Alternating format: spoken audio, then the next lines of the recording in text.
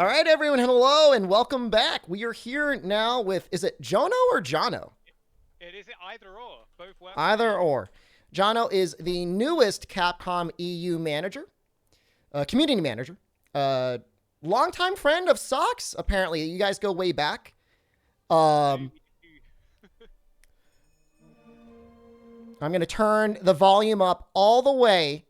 Tell me if Jonno, you just keep talking. Introduce yourself. Just say That's whatever. right. I can turn up my output. Actually, I've only got it on 50%, so I can. No, you might be okay now. Actually, I think your levels are looking like right around mine. Nice. Okay. There we go. Right.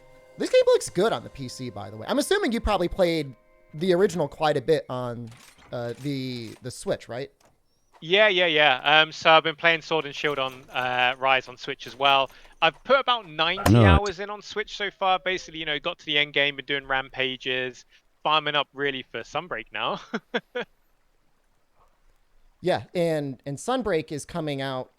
All right, well, I guess I just got to settle for the incest today. Hold on, I need to turn off my sound redeems. They are so loud. Oh my god, worries. I'm gonna deafen everyone. Yeah, no, it's actually crazy how quickly Capcom is dropping this demo actually. Yeah, it's really cool to see. Like, I think as well, this is the second Monster Hunter game coming to PC, and it's so different to World. We're really keen to get folks hands-on with it to, experience the game, try out all the new things, and kind of let us know what they think. Yeah, I mean, and that is true. So, like, I guess World was the first mainline, I guess, Western release for Monster Hunter. And like, the team didn't really have much experience, right? So outside of, like, I guess, Frontier, this is the first, I guess second main release that they've done. Has the team talked a lot? I mean, we do know that the CEO said, I think this month or last month, that 2022 was going to be a big year for them, for Capcom, and approaching the PC in general. Yeah, I mean, definitely, like, when we chat, PC is such an important thing for us now, and, the community was so welcoming for World coming to PC. And yeah, we're really keen to make sure that, we're listening, we're talking to the PC community and bringing Monster Hunter in a way that, does them justice. And like, even now, like seeing Rise in like 60 FPS. Oh, it's so good. At the moment, and the graphics, like, I love it on my Switch, but this is just so silky. And obviously we've got like PC specific additions in. Obviously we've been working a lot on graphics, the optimization. Like, we've been seeing loads of people saying how much they like the optimization. Yo. Great, yeah. We're really kind of doubling down on bringing over a PC product that you wouldn't know is already on a console, for example. I think there's another creator, Hot Samly Sliz, said he tested it on like a GTX 700, like literally like a 10-year-old graphics card, and he was able to get it running pretty stable at 60 FPS. That's good.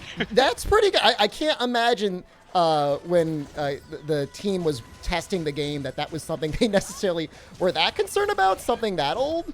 But I guess in that line, yeah, it's good to know. In that mind, I guess if that's the case, probably don't need to worry too much. But do you know if the game's specifically been tested for the Steam Deck yet? I don't know that actually, because I've not even had a look at a Steam Deck myself. But yeah. I saw like Arex did a video recently about how he's excited for it to come onto Steam Deck. Right.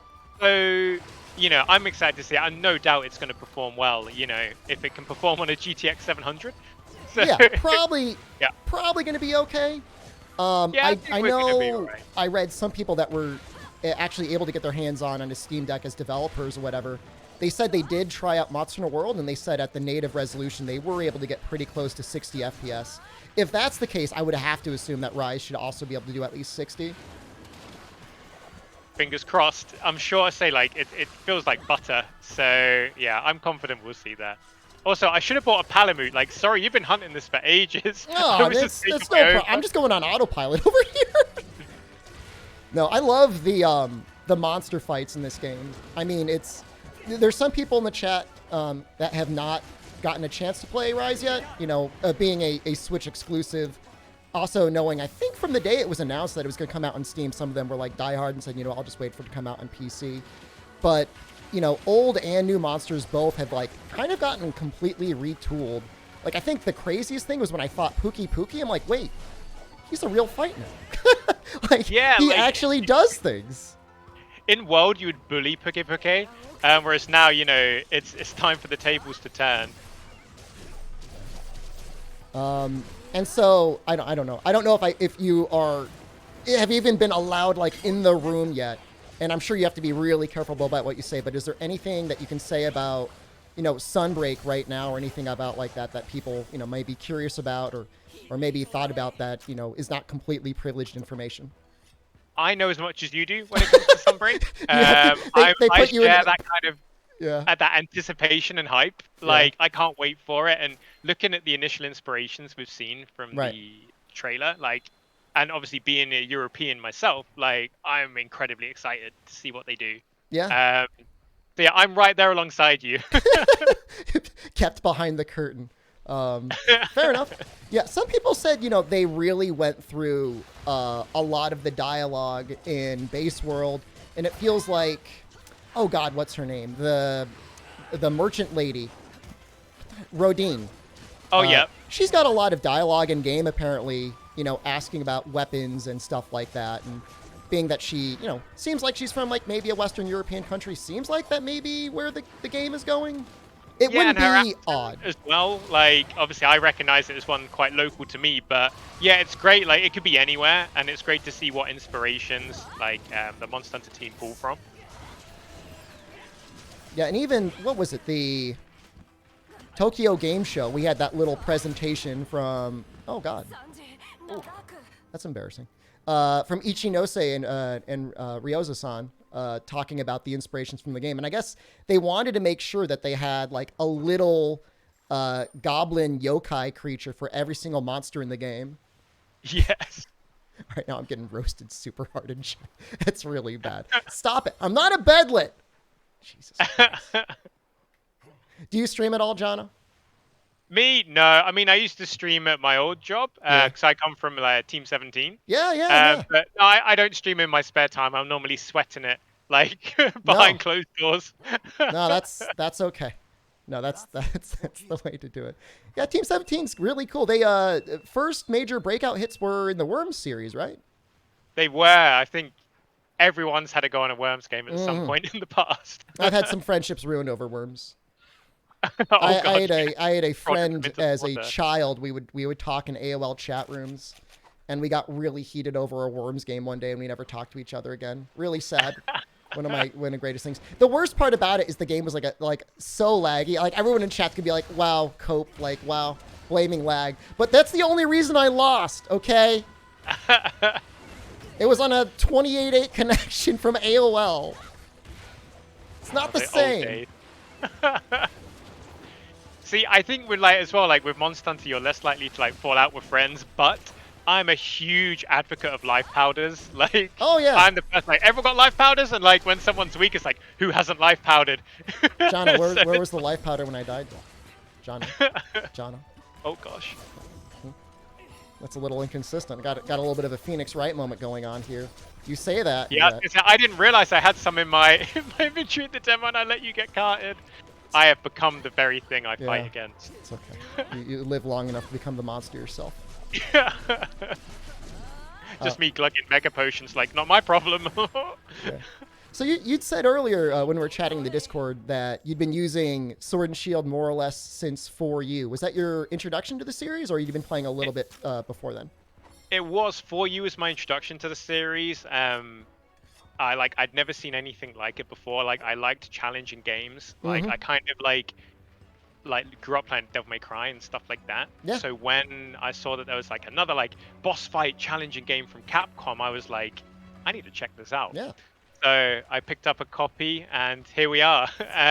But the very first weapon I ever picked up was the switch axe, because I thought it was really cool how it like changed. Yeah. And it was like a giant weapon. But I quickly found that I didn't get on very well with like pacing myself and kind of positioning. So I tried something a bit smaller, and here we are. Yeah, I think 4U Sword and Shield is probably one of the best versions of the weapon in the series. 4U in general has like a lot of just, you know, nearly perfect weapon systems. Oh, it's fantastic. And as well, you know, Sword and Shield and that, to an extent, it still is kind of seen as like an intro weapon, like. Yeah. But it scales really well. You know, like you see speedrunners, you see like players far better than I doing amazing things with it. And I think Rise has done a great job at making it feel constant, kind of like dual blades. You're always on the attack. You've got all this utility. You can counter. It's great. Like, I love what they've done to Sword and Shield in Rise. Yeah, I wish I found more opportunities to use that guard point it has. I wish it was just like a little bit stronger or didn't require quite as much guard to make it feel usable. I'm assuming Sunbreak's going to give us so many extra skill points that if that's a style that you want, it should be a bit easier. Yeah, I mean, cool. I have no idea, but I'm excited to see what they do, especially looking at base Rise. Like, it's just power to the player. Like, for example, with the Sword and Shield, obviously you can go down the Shield Bash route if you want to go for a stun. Or if, like me, you like to run, like, status weapons, like the Rathian Sword and Shield. Sure. You've got the stab attack where you jab it in and rip it out for, like, 4 or 5 hits to build status or element. Like, it's great. Like, you can play your way, if that makes sense. And that's what I really like. There's no wrong or right way to play a weapon. And status is a lot better in Rise, too. They made it so that poison is constantly applying now, even while the monster is poisoned. Which I don't have like a handy checklist of every game where that counts and where it doesn't. But it certainly helps poison keep its damage up relative to raw or element. Yeah, I think that's really cool. Like, especially because, like, especially when I was like learning Monster Hunter, I used to kind of really crutch on Slime and Blast.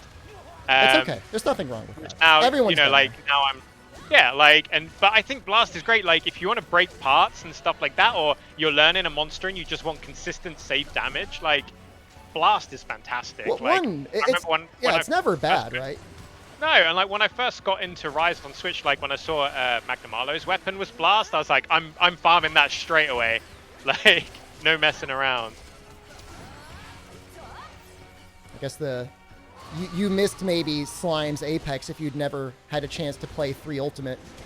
You know, weapons was that like when it was at its prime? Oh, it was disgusting. I mean, it wasn't like you had to use Slime, and it wasn't like there weren't other powerful builds. Like late game in the right monsters, Element did beat it out, but it was just so much damage. I mean, that's usually what we see in a lot of Monster Hunter games. Like, they introduce one thing, and then it's just like disgusting the whole game.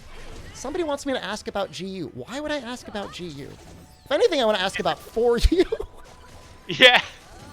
Like, is there is there hope? A lot of time in Generations Ultimate 2, like obviously the sword oils, right? Like, they were okay with the. I don't know. I'm divisive on the sword oils because it always felt like more stuff to do before you just walk up and hit the monster. I mean, I'll just put the red oil on and be like, damage, yes, damage. All right, Jonno. I'm a humble man. I'm gonna try I not to see die damage, I take it. So I was gonna say, that, though, like, oh, sorry, after you. Well, no, I don't want to change the topic. I wanted to talk about 4 Ultimate again. Yeah, go for it. Let's go. Is there ever hope for you to be re-released in any way? I know you just started like 2 weeks ago, and I'm putting that sort of onus on you. But but you've been a community manager for a very long time now, right? So it's not just at Capcom, even at other places. Like, what is the right thing for a community to do to be like, hey, video game company, we love your old game and we want to play your old game again on a modern console? And it's not like Capcom's a stranger to it. Like, think about how many times Street Fighter 2 and, Resident Evil and even Devil May Cry have gotten HD remasters relative to Monster Hunter, right? It's not crazy. Yeah, I mean, I think the thing is with it, like, Capcom do listen to feedback, that we're always watching. Like, with the demo, like, we're watching what's working, what isn't, are people getting on with it, which weapons are popular and why. And when it comes to, game development, obviously, things are done years in advance. Right. You are going to give any feedback. Like, always just be respectful of, of course, it's not like we asked for this game 1 week ago. Where is it? We want it now. and I think Monster Hunter is an interesting one because obviously it's always had that core audience, and in the West it was kind of a cult game for a while, and then Monster Hunter World just took it to another level. Oh, I feel like it completely changed the attitude in the company. Like, it probably took them by surprise. They're like, wait, people like this game? Yeah, like it went mainstream, which is, you know, for me as a Monster Hunter fan on handheld was like a godsend. I was like, oh yes, all my friends are into it now. Like, you know, everyone's playing it. And so I think, you know, when it comes to like, you know, remastering old Monster Hunter games and stuff, and this is purely my own personal kind of thought on it. I think instead, you know, it's about kind of like looking forward. Now that Monster Hunter has this huge audience, it's kind of like, how can we move forward with the game, and also, you know, bring in lessons from the past rather than kind of remaking old games as such. Like, you know, you look at Rise, and a lot of the feedback about Rise is it feels like they've mixed world with like, you know, your 4Us and your generations to kind of. It feels like a portable title, for lack of a better term, right? It feels a little bit more like 4U than it would like. Yeah, so it's a nice mix. So instead, you can kind of bring flavor from the past without, you know, fully remaking an old game. And I think, you know, that attitude is great because that means, you know, Rise is getting this support with Sunbreak. You know, it's kind of big expansion. So yeah, I think it's definitely like learn from the past, see what people liked about the past, and bring it to a new audience in, you know, Sunbreak and Rise.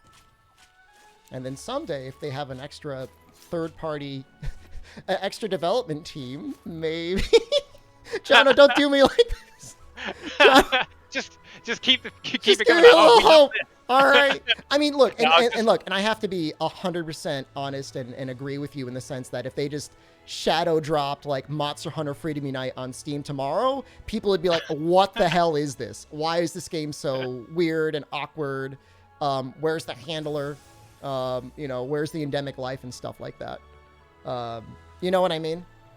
Yeah, I mean, even now, like when I jump back on World to play in the evenings and stuff like that, I'm like, I'll get bodied and knocked in the air, and I'll be like, "Where's my wire bug? I can't recover." Like it's it's that kind of like that switch that, and then obviously you don't have your clutch claw in Rise as well. But yeah, it's fun. You know, I think, you know, it's great to be in a position where Monster Hunter has just been welcomed in by such a broad way by the gaming community and our core community that have always been with us since the earliest of days, and seeing everyone kind of come together is just a great thing. I guess the odds of anything. Are you ready for Magnamalo? Probably not, but let's go. Like, I miss my. We're probably not going to get it the first try anyway, so we may as well just start getting warmed up on it. Yeah. I think so. I might bring my Palamute as well, so I can keep up. Are you still going to keep going Sword and Shield? I am, yeah. Like, right. You don't want to see me on another weapon. Well, I'm going to use Hunting Horn just so that way maybe we don't get one shot. I mean, I'll say certainly, you know, obviously with Monster Hunter World's success, and Rise is still doing very well. I think I just saw it hit 7 or 8 million copies. Oh yeah, reception's been fantastic. I think, did that beat Portable third in terms of total single console sales? I think it might have.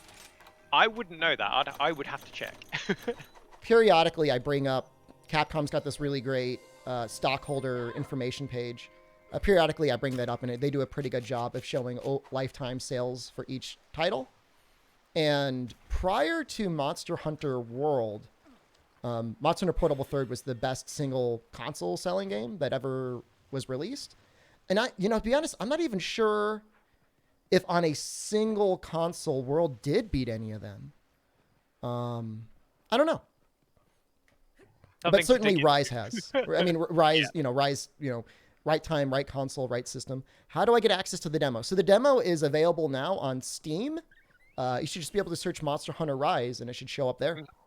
Yeah, if you go on the just Steam store page for Monster Hunter Rise, I think it's on the right-hand side, in like a toolbar, and you can just jump straight in and get stuck in. I think as well, if you complete like a demo hunt as well, you get a little starter pack when the full game comes out with like some mega pots and stuff like that to get you started. I know I got that when I did the Switch demo, but I can't remember what it actually gave you. I think it just gives you like a couple scales.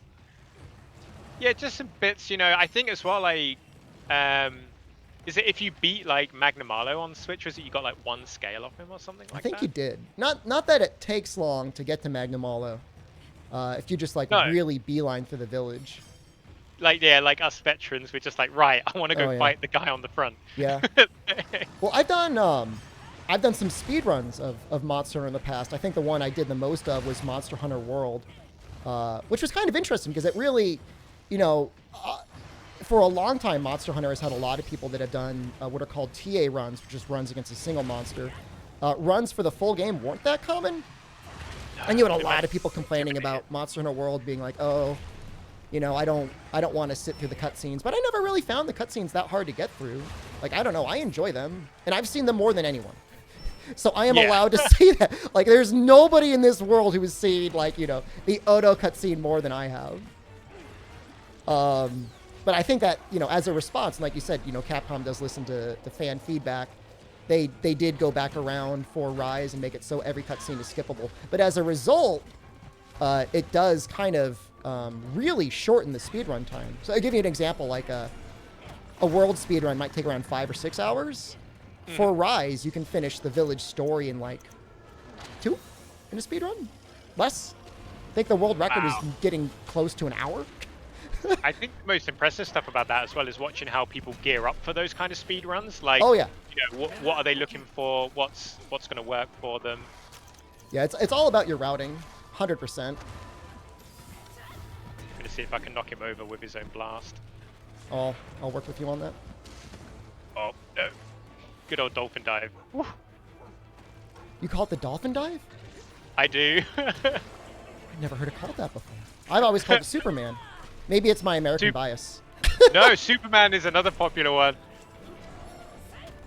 We're doing okay over here, I think.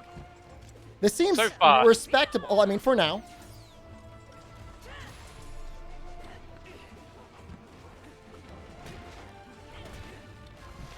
So, were you there for the original Magnum Aldo Switch demo? I was. Yes. How did that go for you? It wasn't too bad. I think for me, like, it took me a few attempts because I was very used to how like World played. Well, there's no, I mean, there's nothing wrong with it. If you beat it at all, I mean, you're still like in the top echelon. Yeah, I mean, it's interesting to see, you know, how many players beat certain hunts and stuff like that, and you know why that might be the case. Like, you know, do you have the deets? Do you have the data right now, or do you have like a big spreadsheet next to you? I do have the numbers, and without getting into specifics, like, they're doing well. Like, you know, it's a pleasant surprise how many people are managing to best old Maggie over like here. Better than. Okay, so you can't get into specifics. All right, just tell me hot or cold. 50%. I mean, you're quite cold there. You've been very generous. Too generous. Okay. Yeah. Okay. All right. So way below 50%. We were pleased to see how many people are really getting stuck in, and because obviously, you know, Magnum Malo in the demo is way harder than in the full game. But it's showing people persevering and really rising up to the challenge. No pun intended. Well, as a streamer, it's, you know, as you're creating content, it's important to have stuff that is a challenge to be able to show off your skills and whatnot. So exactly. the hope is, and this is actually, it was really exciting when we found out the new director of Sunbreak was actually one of the people that worked on the demos over time, which means he had some sort of a personal relationship with this Magnum Aldo. At least a little bit, I would assume. Yeah, and you know, he's a Monster Hunter veteran as well on the development side, and I'm super excited to see what he brings to Sunbreak. And it's nice, you know, like when members of the team have those kind of attachments to specific monsters, it kind of really shows the history of the team and Monster Hunter as a whole. I think he worked on, I'm trying to remember his oldest credits. I know he was definitely on 4U. So at this point, that's still almost, not quite, but almost 10 years, 8 or 9 years? Yeah, about 8 or 9. Yeah. Yeah, I am missing my Metsu, but I'm loving the iframes on my Wirebug ability. I can't remember its name because I've not used it on Switch since I unlocked my other one. I just love the counterplay and the effects. Like, yeah, it's great. Like, all weapons just feel so flexible. Oh, Shoryugeki is the best part about Sword and Shield. I love that. It really feels like we're doing good, John. Like, I'm actually it feels okay. There's still time. Well, you know, we're like almost 10 minutes in, and there's been no carts on him. It's gonna be embarrassing if we cart more I'm sure he's got a trick up his sleeve or two. I'm gonna have to sharpen soon. That's when he's gonna decide that I am the most important thing to focus. He's gonna laser focus you. Yeah.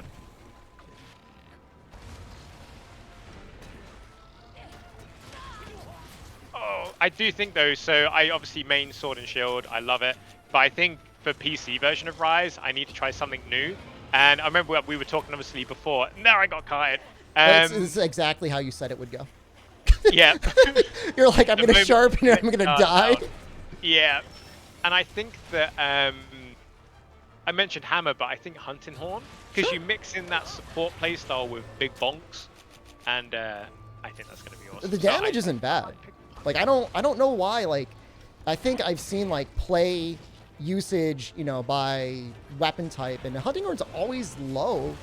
And, like, I do feel like for the initial Rise development, like, the goal was, let's make this a weapon that appeals to the players more. And for some reason, like, some people don't like the redesign. I think it's amazing. Like, it's not World. It's not exactly the same, but, like, clearly if the weapon wasn't seeing as much use, like, they want to try something new. Yeah, and speaking as a player as well, like, I think the biggest block for me with Hunting Horn was how daunting it seemed and how complicated it seemed. And, you know, I love what the team have done because they've kind of simplified the kind of accessibility of using the weapon. It doesn't seem so scary whilst keeping the skill and the uniqueness of it. So, yeah, you won't be like, oh, gosh, like, how can I use this weapon? Yeah, and that was the biggest thing, I think. You know, and the more complex a weapon, you know, traditionally kind of the less usage it might see. I think we just got yeah, I think that's what makes me want to try. I'm just trying to get Mizu over here. I just got Maldo, so I can bring him down to you. Oh, nice. Perfect. I'll just keep him busy.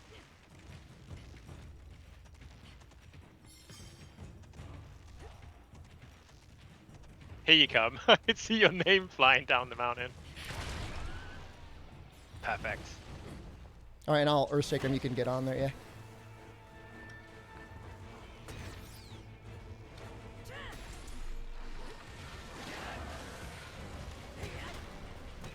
Get some body slams in there. So I'm assuming you also probably had a little bit of time to try out stories. Did it feel like there was a lot of connection between the developers, between the development of Rise and stories? I mean, it's surprising me how much like they went hand in hand over the summer. Yeah, like say I played through Stories 2. I had a great time with it. Like I'd played Pokemon games in the past, and I'm a big fan of like turn-based JRPGs, like, you know, year-older Final Fantasies and stuff like that. And I had an absolute hoot, especially because my favorite monster, Bracky, is in it, and its kinship attack is absolutely hilarious. Kind of get those real Rocky vibes from it. But yeah, and it's great, you know, it gave a great contrast as well because obviously, you know, Rise was out and, you know, you could play through Rise as, you know, the traditional hunter. And then you had Stories 2, which is kind of flips on its head a bit with your relationship with the monsters. Yeah, and I thought that was brilliant. Yes. No, it's about we beat up other monsters together. It's like Wyvern Raiden 2.0. It does feel a little bit like mind control, though. But I guess that's Pokemon, too, to some degree. I'm going to start using traps here. Oh, yeah. And because we got to start dumping out some damage. We got the 5-minute warning. That came up really fast. It does. It's when you're like, oh, goodness. Like, I was fighting AT Volcana last night on World. Oh, one hit. And, yeah, you know, you only get half an hour for that one. And I didn't have the optimum loadout on, and I had the 5 minutes come up. And I was like, oh, no. Do you still play World quite a bit? I think you said you did. I do, yeah. So I like to, so obviously I'm playing Rise on my Switch, and I like to play that, you know, when I'm just chilling on my own, you know, you just want to kick back, relax, join some random hunts.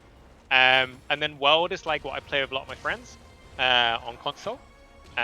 So yeah, it's nice. Like if I'm on my own and just chilling, crack out Rise, and then World when I'll. Do you usually play on PC when you play World? No, I'm like traditionally a console gamer, actually. Oh, really? Yeah. And I saved my PC for playing strategy games and stuff like that. Well, that's very true. So the Switch was a godsend for me. But yeah, that's kind of my setup. But I will be playing Rise on PC when it comes out, and that's why I want to pick a different weapon. So it's like a whole new game for me, because that's something about Monster Hunter, right? Like, you use one weapon, and then you try something new, and it's like you've just picked up an entirely new game. Like, everything is fresh, everything is new. You're learning a new way to play. Like, you need all new weapons and gear. Like, it's awesome. Like, the amount of hours you get out of it just by changing what we are bonking monsters with is fantastic. Whenever I feel tired of one Monster Hunter, I just go and pick up another one. It's literally my existence. Like, we had that question on stream the other day, and it was like, because like, you know, I stream full time, and you know, I'm always streaming Monster Hunter, and the question was like, hey, do you ever get sick of Monster Hunter? And I said, you know, it'd be nice to have variety, but the issue is like when I play a game that isn't Monster Hunter, I'm just thinking, why am I not playing Monster Hunter? Yeah, I could be playing Monster Hunter right now. And it's just like, the standard is so high. It's like, it's disgusting. Like, I've got some sort of like a brain worm or something that prevents me. It's been built in from this series. And like, as you say, like each game is familiar but different. You'll get a different experience. No, the balance is different. The pacing is different. The monsters, even if they're the same, are different because you still have to deal with them, you know, on that game's own terms. You know, maybe the game is mounting, maybe it doesn't. You know, if you're playing something older than 4th gen. And mounting changes everything. It does. We might be dead. Oh. Oh. Oh, well, that's good. I triple cut. Probably the worst way for that to go. Yeah. Oh, no. Yeah, I mean, I love Way playing off. Monster Way Hunter off. World on console. Xbox is actually my preferred console when I'm playing multiplayer in Monster Hunter World. Because it Yeah, feels it's like true, it's a like- very fresh player base. Mm-hmm. You know, if you're playing PS4, obviously there's a bit of a Sony history with Monster Hunter. You know, if you're playing, well, I guess you wouldn't be playing the Switch. You're playing PC, you might have people that have played it there through other ways. But Xbox, it feels like you have like a lot of newer, younger players. I'm getting called out for not life powdering you. I don't think that would have helped me. I think That would have helped. No, that would be like throwing a feather in front of a bus or something. Would have done anything. I feel like I want to keep using Hunting Horn, but at the same time, I want to do something different. Yeah, I mean, my damage could have been better. I was definitely scared after that first car. I need to... You were playing on tilt, playing afraid. Yeah, I was like, uh-oh, he's intimidated me. Gunlance is okay, Switch X is okay. Obviously, Longsword has privilege. The people are saying Demo Bow. I'm not using that. Charge Blade, I'm not using that. I'm sorry. It's not that I don't like those weapons. It's just I'm not using it in the context of this demo. I'll use Hammer. Nice.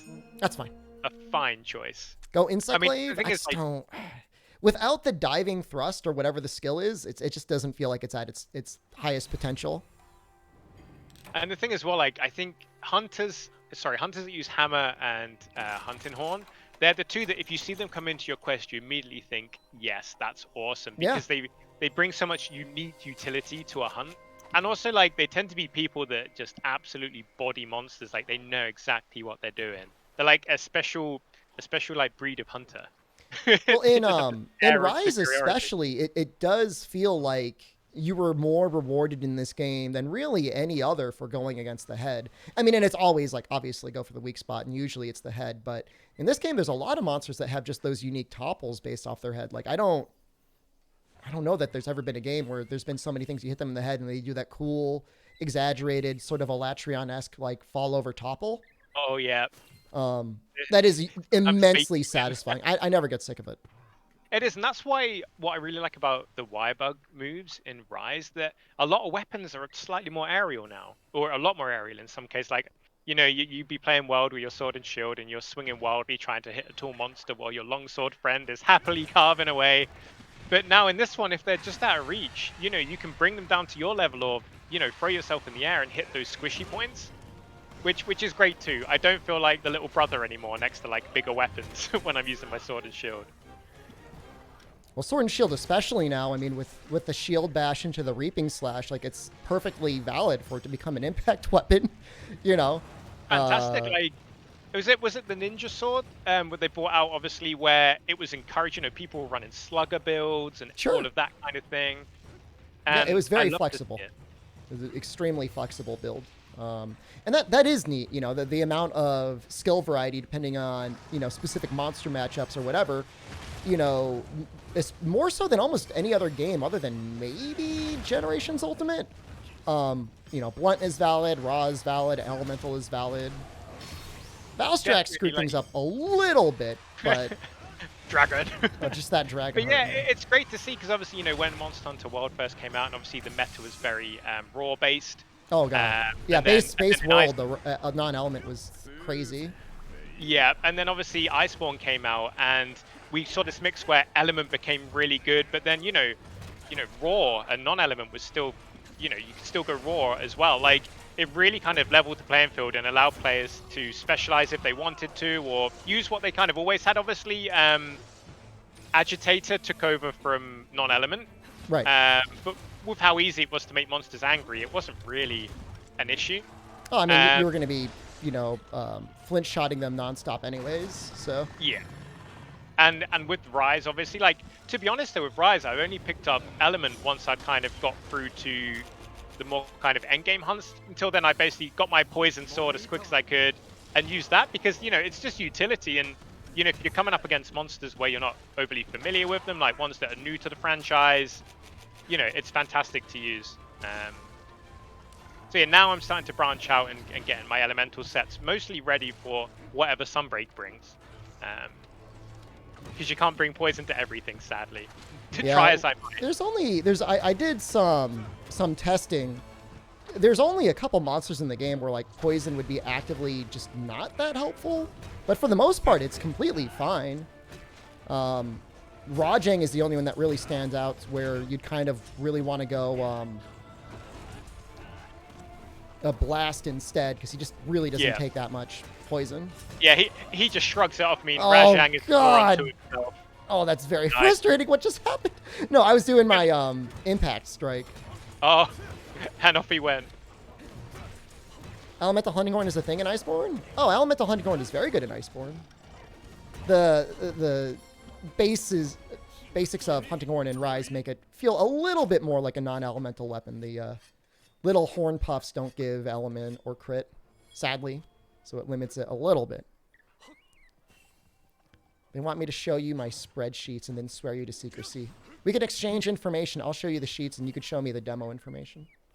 I could see the proper, clear percentage of demo Magnamalo. Well, what we need to do is keep pushing it up.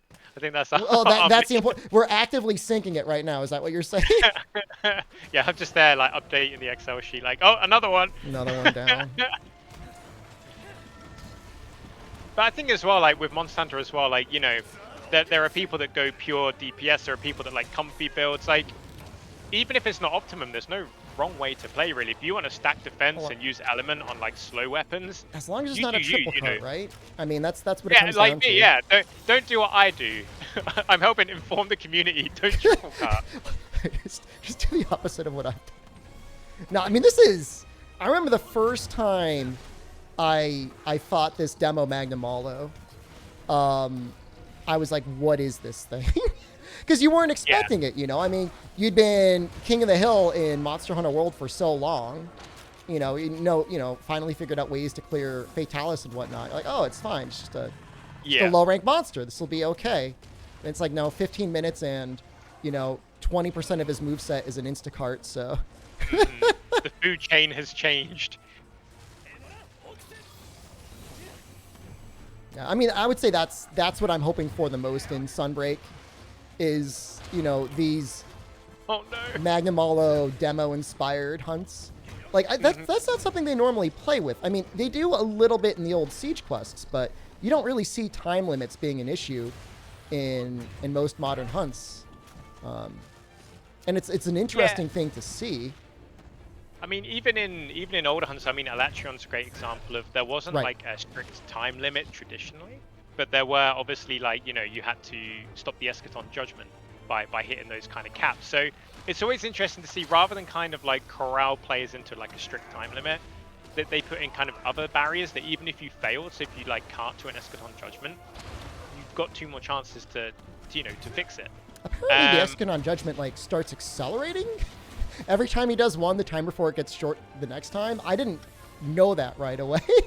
No, neither. Well, I didn't know that either. Mainly because I'm constantly, like, my heart rate when I'm doing Alatrion is just like doo-doo, doo-doo, doo-doo, because you just never know when that time's going to come. He gets back down from flying and you know that you've got to really, really hurry to seal him. But yeah, that's fun. And obviously, like, Sappy Jiva, like, if you got a time limit on that one. and you just go in again, and then you drain more of Saki's energy, go back in, and I think Kolv Taroth was one that obviously had a bit of a time limit to it. It's so hard to one-round clear the AT Kolv Taroth, at least with high-rank gear. It's like Bomb City, because obviously, the intention for the developers, I think, was like, let's really incentivize group play and group teamwork. What I would do, and I don't know if it was within the spirit of cooperation or not, would organize groups of people in a multiplayer lobby, and we would just sniff feet until it got level 2 or level 3. And it made it a lot easier for people to clear if it was just at level 2. Yeah. Like, it gives you so much more time, and it allows the parts to be broken so much easier. People are calling me a dictator. I never claimed this was a democracy. That's the difference. People come in, they assume it's democracy. It's not a democracy. I'm going to risk it. Yeah, you can just tap the sign that says Shepard's Gathering Hub. Yeah, no, it's not. It's not. I don't. Your vote doesn't count. So, is there anything that, again, you personally as a fan, not as a community manager, want to get in trouble, are hoping that you will see return or come in Sunbreak when it comes out this summer? It's coming summer. I mean, like, obviously, I know as much as the fans do around that, but I love seeing Bracky Dios anywhere. Any excuse, I'll be like, yeah, sure. Bracky's awesome. But I'm just excited to see how they further build on what's been added into Rise, like the mobility, the pace of the hunts, all these weapon abilities you can unlock, and wirebug skills. Like, I'm just excited to see how do you build on this foundation and kind of what extra flexibility will we get as hunters. Well, presumably there's going to be, I mean, I don't know. I guess there's going to be new switch skills across the board, right? It just makes sense. I mean, they're going to give us a little bit of bone, because I think that system, out of probably anything they added, was probably the most widely positively received. And as I said, like, that's one that kind of, if you played like Generations Ultimate and stuff like that, where you have that kind of little bit of flexibility and stuff, like, us, veteran players, we love it. New players that are either new to the franchise as a whole or played World are like, oh wow, like, I've got choice in like my moveset now, like, that's cool. So yeah, like, anything that expands on that I think would be cool. But I'm sure the team have some really cool ideas for whatever they turn out to be. So yeah. I don't think this is going to, I think we're going to time out on this one. I don't want to be a Debbie Downer on this one. I'm concerned. I haven't been hitting him nearly as well as I would like to. That's right. Mizu's here. Look, Mizu heard our cries for aid. Maybe a bit of help. Looks like he's going to trigger it. I do wish the Wyvern rides didn't feel as powerful as they do. And I wonder if that's something that they're going to rebalance. I mean, obviously with Master Rank, or I'm assuming they're still going to call it Master Rank, the intention is to probably make things have more life anyways. So maybe they won't feel quite as impactful. Like, in a way, it's a good thing, right? Because, like, if somebody is, like, really struggling, you don't, like, I don't mind if somebody has help from a monster. Yeah. But sometimes they just show up. They're like, hey, I'm here. Hey, I heard you guys were hunting. You want some help? You're like, leave me alone, Mizu. Stay out of my room. It's an interesting take, because obviously in World and Iceborne, you could spam mounts in a hunt. You could get the mounts up. You can then, let your teammates damage them while you're riding it, and then you obviously wall bang them. And then you had, like, your more traditional kind of wall bang as well. And I actually thought at first, they kind of nerfed mounting a bit, because you can only do it once every 10 minutes. I think. It seems like a kind of like a soft cooldown of around 10 minutes. When you do mount them, it's a lot more impactful, so you can do a lot more with it. So I quite like it, because you're not just kind of focused on continuing trying to mount to get free damage. Yeah, it is true, because like a mount in World, and it's not necessarily a bad thing, but a mount in World, like, it almost always turns out the same, in that you're gonna hop around the monster's body. You're going to mash a button a bunch. You're, sometimes yes, sometimes no, going to get a special attack at the end. And you're just going to hit them all on the ground for 10 seconds. This, it's over and done with, like, almost instantly. I saw that life powder. I'm going to say thank you. I felt that. So I need to find my whetstone now. Please don't kill me. Yeah, so, like, I really like what they've done, like, because now mountain feels like it's an impactful moment of a hunt. It's huge. and then you can choose to like, juggle them around as well if you like decide to go after another monster and stuff like that. So it's gone from something that, you might aggressively chase throughout a hunt to something that you want to time maybe, or, combine it with other monsters. And it just feels like a much more bigger impact on a singular hunt. Well, certainly in the context of this demo, we are grabbing every single ride we can get. But this one's special and different. That's why I said I'm so excited about the new director to see what he's going to do, because if this is his baby, like if this is his style, like I'm so excited. Yeah, it's great. And as well, he's been really generous. Like the concept art that was shared on Twitter this week as well. Like that was the first time I had seen it too. And I was like, oh my goodness, like Malzeno, like you beauty. Yeah, the moment he was introduced on Twitter, I did see somebody replying to tweets like, hey, can we see more concept art? And he's like, okay. He has delivered. He's like, but yeah, sure. It's great. If you ask, you may receive. It's lovely as well to see someone, as senior as a game director, like, wanting to be like, hey, I want to share this. Like, I want to chat to the fans on Twitter and stuff like that. Like, and I come from an indie space where obviously it's a lot smaller teams and you kind of have that kind of like flexibility. So to see like a AAA like established company like Capcom doing that it's so refreshing. Yeah, and kind I of love a big deal, like, and especially like it's not like the Japanese companies are known for a ton of incredible direct dialogue with like foreign fans either. So to go through that extra effort of having to translate and everything else like that is kind of a big deal.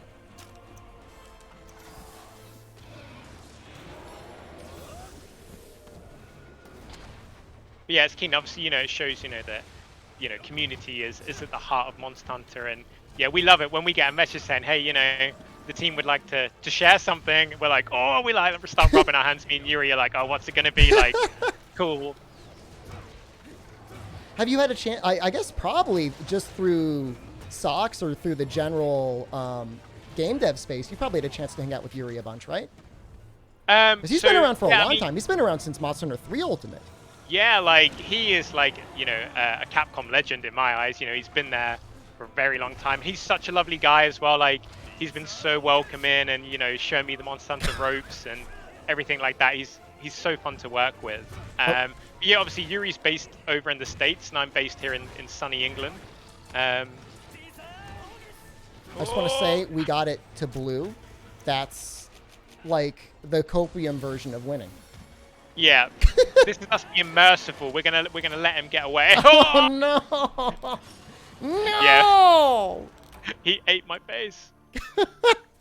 Technically, that cart didn't count because time ran out. Just gonna put that out there. Yeah.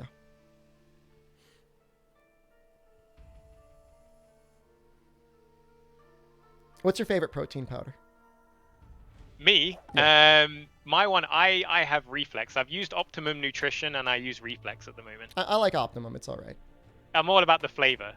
I'm all about not the flavor that makes me want to spew chunks. And Optimum is like it's like a smooth protein powder that doesn't taste horrible. It is. I used to get the salted caramel one, or is it coffee fudge toffee fudge caramel for Optimum Nutrition? Socks is letting me know that you have giant chest muscles. What do you do for your chest?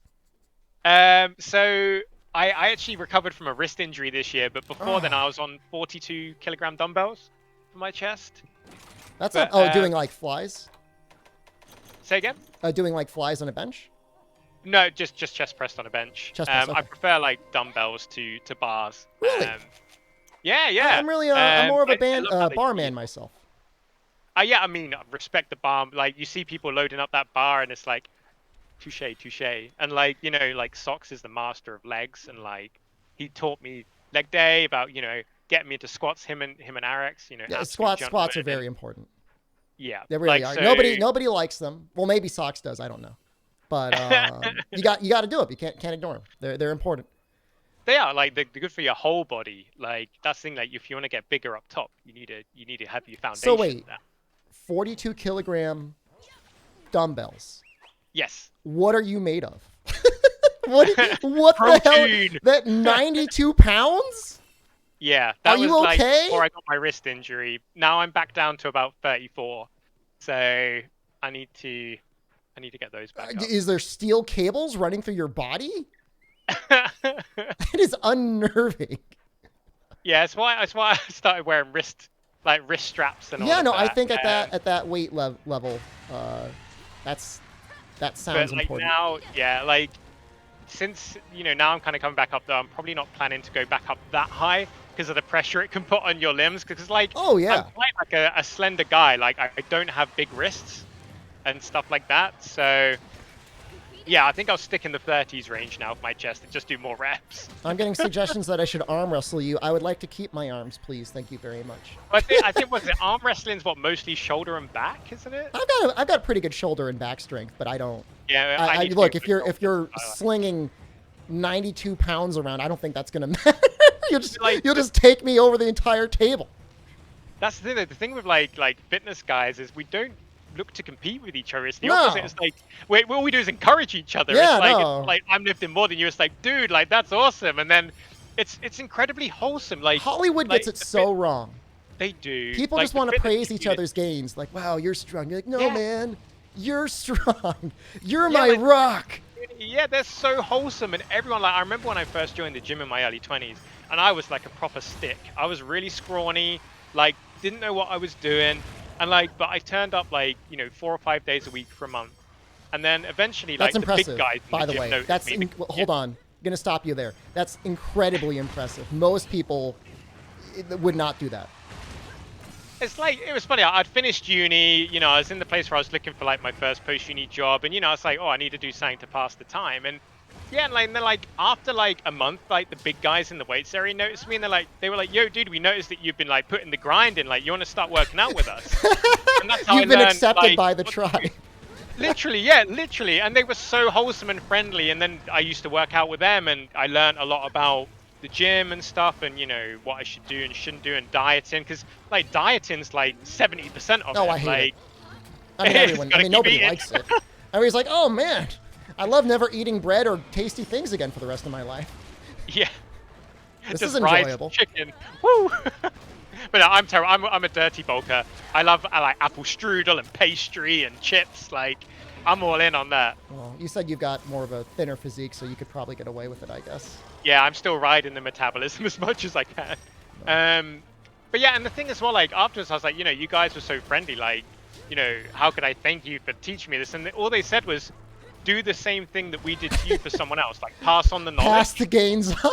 Yeah, literally. Like, it's like the end of like a movie. Like, what can I do, Sensei? And they're like, pass it on. And it's such a nice mantra. You do it because you love it and you see other people love it, and you're all in it together. You're not competing against other people. You're competing against yourself.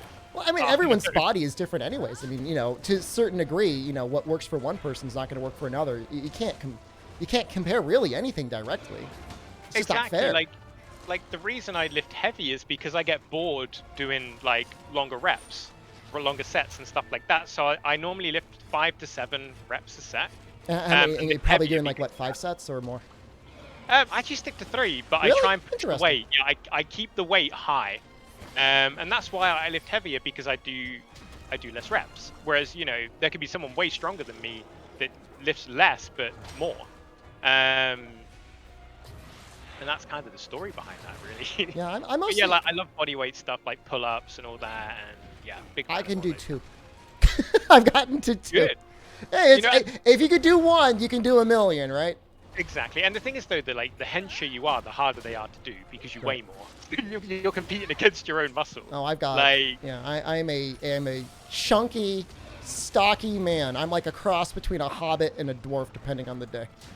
that's a powerful aura. I like it.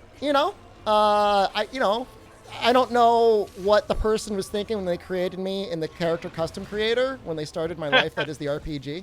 The interesting choices for min-maxing. I'm being told I'm more of a goblin. Look, Aw. Smeagol is like somebody's like body image goal. Yeah, and he bit a man's finger off, so Yeah, he's got some well, power. and maybe chat should think about that too before maybe they want to keep all their fingers. God, that Superman dive was. Woo, I tensed a bit there. I was like, just get back in an Instacart. Like, that would be the worst. Anything more than 5 reps per set counts as cardio and should not be done? As if cardio is some sort of devil? The demon cardio. It does feel that way sometimes, though, between, yeah, like, you have a choice between doing, like, cardio and, like, actually dieting properly.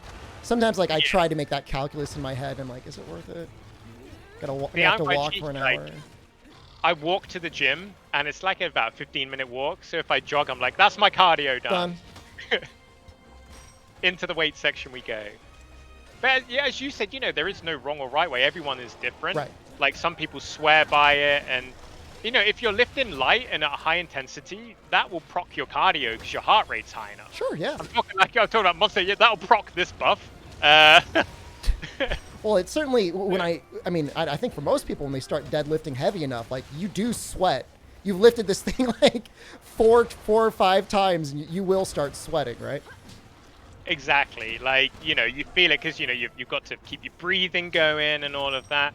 And like, I think that's why as well, like, I recommend the gym to anyone. Much like kind of gaming, like, you know, if you get into a nice gaming community, like Monster Hunter, you know, I remember when I was learning the game, like the YouTube community and Reddit was so friendly. And fitness is kind of similar, if not, it's even friendlier. Like, you make new friends, you get a nice routine. It's great. And like I say, when I first went in, I was so nervous. I was at the bottom of the rung strength-wise. And all I was met with was like positivity and kind of like a nice environment. And obviously, you know, sometimes it's a bit luck of the draw. Like if you go to like a proper like bruisers gym, you know, you might not get that. But if you go to like a, you know, like your kind of standard gyms, or a good gym. I can imagine that. Yeah, there's probably some rough gyms out there you want to stay away from. Just like, I mean, I'm just thinking, I agree with you everything about the fitness community, other than like, maybe it's not all of it. 10 to 15% of YouTube fitness channels are just like the most toxic thing I think I've ever seen in my life. All they care about is if whether people are natty or not. Exactly. Like, it's like, all right, fun drama, I guess. I don't know. It's they're equivalent to drama channels, I imagine. Yeah. And like, and the thing is, well, it's a bit like, you know, when you see kind of like some YouTube channels where they're like, this exercise is OP. It's no different to a video game where they're like, make sure you use this brand new gun to dominate. Right. And they swear by this exercise or like a certain supplement. And yeah, so it's definitely like, do your own research. And I think the biggest thing for me is learning from my friends. You know, like Socks has been, you know, such a font of knowledge. And, you know, it's stuff like that. You know, share your knowledge, make sure your friends aren't getting taken advantage of and stuff like that. Because they'll be like, oh, yeah, this protein's the best in the world. Use, like, code protein X to buy some now. And, like, they never glug it or something like that. Right. Yeah. That's the same thing on Twitch, right? The whole G Fuel stuff. Yeah, you know, like some people genuinely love it and swear by it, and then obviously, you know, other people are running a business basically, which is fair play to them. Like, you know, content creation, like full credit to you guys, it's really hard. Like, you know, like I'm lucky that working with content creators and influencers, you kind of get a peek into like how much you guys work. But I think, you know, especially youngsters see it and they're like, I want to be a content creator. Yeah, and like you guys, your concert, especially streaming, like, can you guys have holidays and stuff? Like, you are 6 days a week, if not 7 days a week, so every day of the year. Like, I respect you guys so much. Seriously, like, some of the hardest workers in the industry for sure. Yeah, you know, there's the pros and cons. You know, my thing is generally, you know, mostly people play video games to have a good time, and obviously if you're streaming, you're almost always having a good time anyways. But my thing is, like, if you're going to make a living out of it, there's so many more profitable, time-efficient ways to make a living. You know, and it's like, it's without even a guarantee of success, I think, is the hardest part for so many people. You know, there's like 8.5, we didn't triple cart, right? We both cart once? No, we're good. All right, we're good. Yeah, I took a cart already for you. 8.5 million people that are unique streamers on Twitch, and maybe not even 10,000 of them are doing it full time.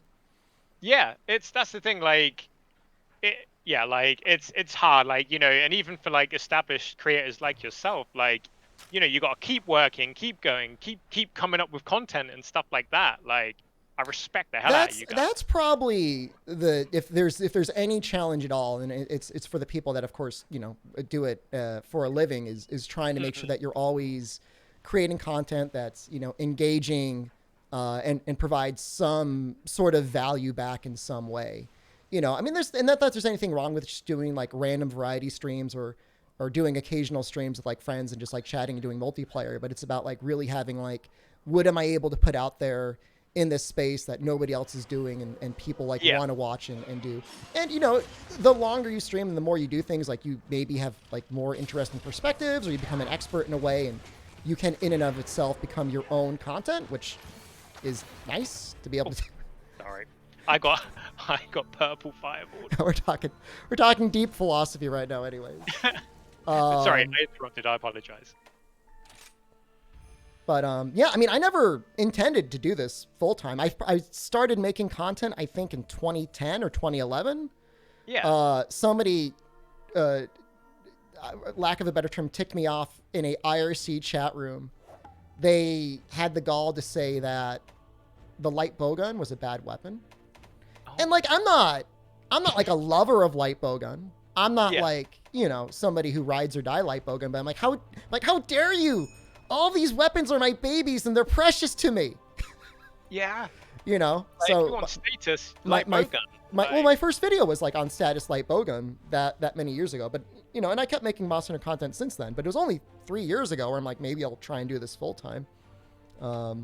And I mean, it's worked out. You know, I mean, I've had a very supportive community, and that's been nice. Yeah, they seem like a great bunch. Like, everyone's been so lovely in chat, and obviously I've been lurking in your Discord today. Oh, Jesus Christ! It just seems like a really like a wholesome, fun bunch. I can't. Yeah, like I take zero responsibility.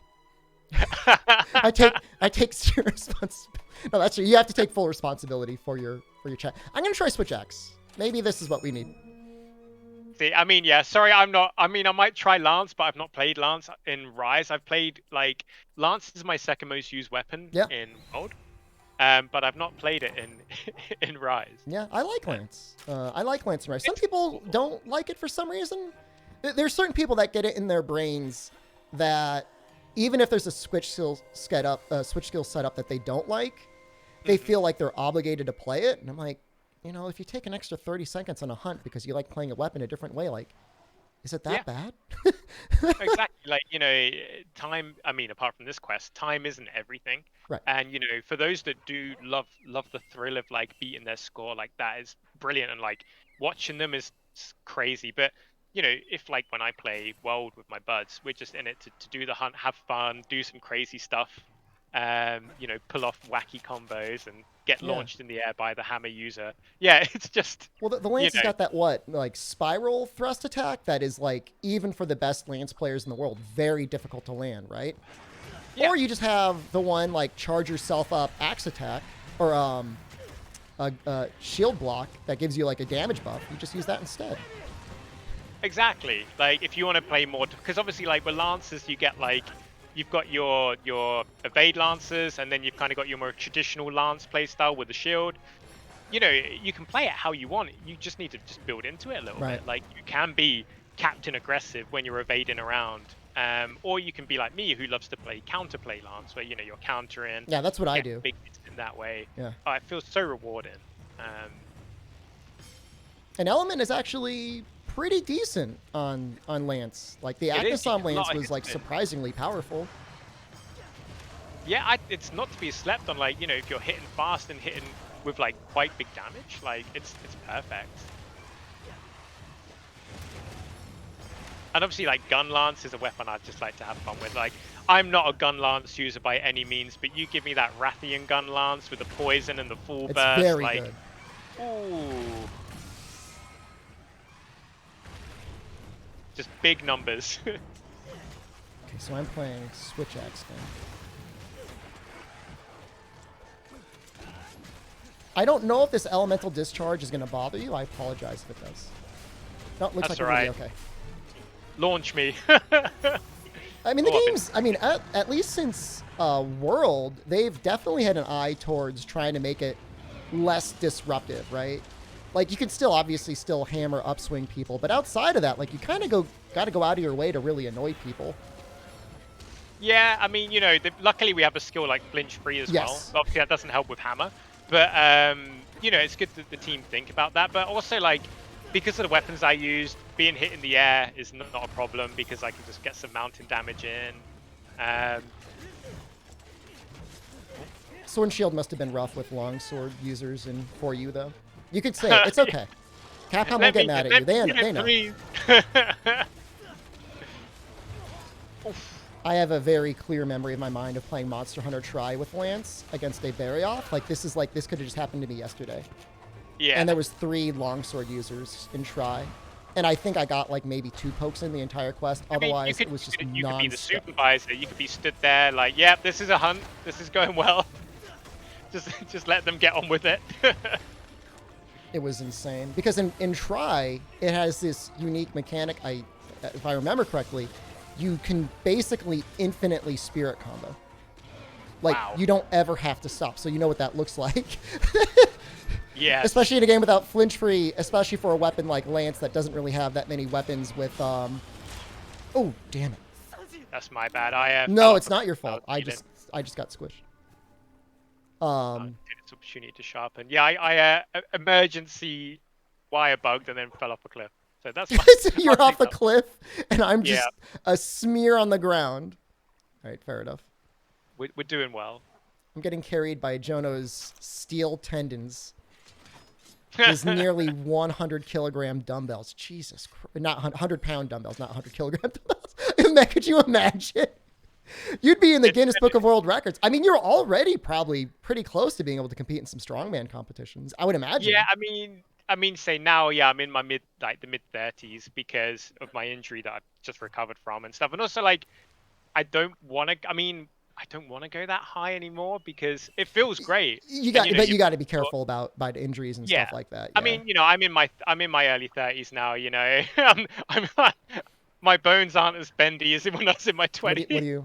What are you trying to say, John? Are you trying to say people in their mid 30s have to be careful about their old fragile bodies? Is that a? You know, we got to take our cod liver oil. I take cod liver oil in the morning. What is that? What is that supposed to be? I do. I have it with my porridge. No, I take it. Yeah, I take 2 as well. I have it with my cottage cheese. What are you trying to say? Trying to say that's a thing. You know what's up. You know, we're just being mindful. You know, that's all. I also take a vitamin D supplement because I don't go outside. That's really sad. I would imagine. I mean, not to bully the UK, but I would imagine you probably need vitamin D over there just by being a normal citizen. It's so gloomy over there a lot of times. No. Yeah, I mean, especially with lockdown, obviously, like, you know, you're inside, like, all the time. So, like, I was taking vitamin D supplements and stuff like that, making sure I'm getting all my vitamins and stuff, because, you know, it's surprising how tired you can feel when you've not had sunlight or vitamin D. Oh, no. Tired, old, washed up streamer. Oh, no. That's right. It's nice that I'm not fainting all the time. You know. I'm just you know, I'm trying to make not the only person in this stream right now in their 30s to feel bad about their age. I'm being told I'm throwing. Yeah, it feels a little bit like I'm throwing. That's okay though. God, he does not stay down on the floor long, does he? Woo! So, are there other? I mean, obviously, you're specifically the Capcom community manager for Monster Hunter, but are there other Capcom titles that you enjoy partaking on the regular? Yeah, so in regards to like Capcom games, like I'm a massive Devil May Cry fan. Like, love Devil May Cry. Dragon's Dogma as well. I absolutely love Dragon's Dogma. Don't give us hope like that. Don't you know those rumors are swirling around out there. You know, people are so desperately thirsty for more Dragon's Dogma. I just got into it for the first time this year, actually, Jonno, believe it or not. No way. I always shunned it. I'm like, what is this game? Why is there an ox? Why do I got to kick it? Why is everyone talking so weird? But when you get into it, man, that game... That's just Yodi British. That's just it. That's just the game. But it's like, it's so good. Like, especially like when you get to Bitter Black Isle and stuff. Yeah. Like, no game does magic like Dragon's Dogma. And magic feels like magic, you know. And it's balanced well as well, you know. Yeah, it's great. And I love, like, climbing on the monsters. Because, like, I never play a rogue in games. Like, I don't like playing rogue. But that was the game where I actually mained rogue. Because you can clamber over monsters and start stabbing them. And then you've got your main pawn who's casting, like, meteors and stuff. Like, yeah, it's great. And into 3 in the, before Bitter Black Isle came out. The best title song ever. Brilliant, yeah. It was amazing. Yeah. There's some I'm not sure if it's okay to talk about mods on PC, and like there's literally the most popular mod on there is just a title menu replacement, so you get into free again. I feel like that's safe. I feel like that wouldn't upset the people at Capcom. They would understand. Hilarious. It's great though that the community attached to things like that. Like, it's a great touch. Yeah, I love the game. Really, really love it. Almost upset with myself that I never got into it earlier. Yeah, now you see what everybody's talking about all the time. It's like, wow, yeah, like actually. getting into it when it first came out, like, and all the pawns were new, and you never knew what you were going to get, kind of thing. It was great. No one knew a meta and stuff like that. Everything was new. There's all these crazy builds out there. But then obviously, then it came out. It came out on PC later, didn't it? So yeah, the remastered edition and everything came out. Yeah, which is nice. It came out on the Switch too. Apparently, the performance is really good on the Switch. Yeah, like, I think a lot of people underrate what the Switch can do. Like, yeah, it might be at 30 FPS and stuff like that, but it's still doing some amazing things. And you think it's this tiny console, and then you can just chuck it into a dock, and then it's on your TV. I mean, like, for essentially great. Like a 5-year-old Android tablet, right? I mean, really, really, when you break it down, it is some heavy lifting for a 5-year-old Android tablet. Yeah, it does great stuff, and and say like, the Monster Hunter's on handheld again as well. It's great. Somebody saying the recent Crysis ports are really good? That's like somebody made a deal with the devil there. That and doesn't make any Switch from sense. Crysis, question mark. Yeah. Apparently so.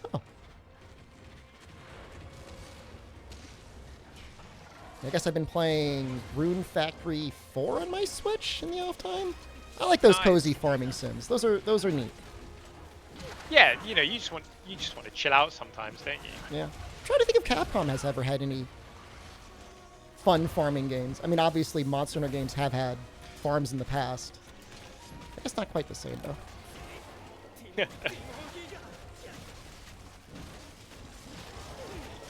Also, I was a huge fan of Lost Planet 2. Oh, yeah. I was looking at my copy of Lost Planet 2 yesterday. I just saw it on my shelf, and I just looked at it. I'm like, man, that was a fun game. Is that on PC? I can't even remember. I can't, because I played it on console. Obviously, like, you literally go inside a salamander. Like, it's like, I'm inside the monster now. And there's mechs, or like, the powered suits and everything. Like, apparently there are some robots that can combine together. Did you know that? Yeah, multiplayer as well. You can be like, mix them up. It's brilliant. Like, but yeah, Monster Hunter for nearly a decade has been a main staple of my gaming. Oh no. Well, I'm a fan of all Monster Hunter. Like I said, obviously I showed my hand a little bit.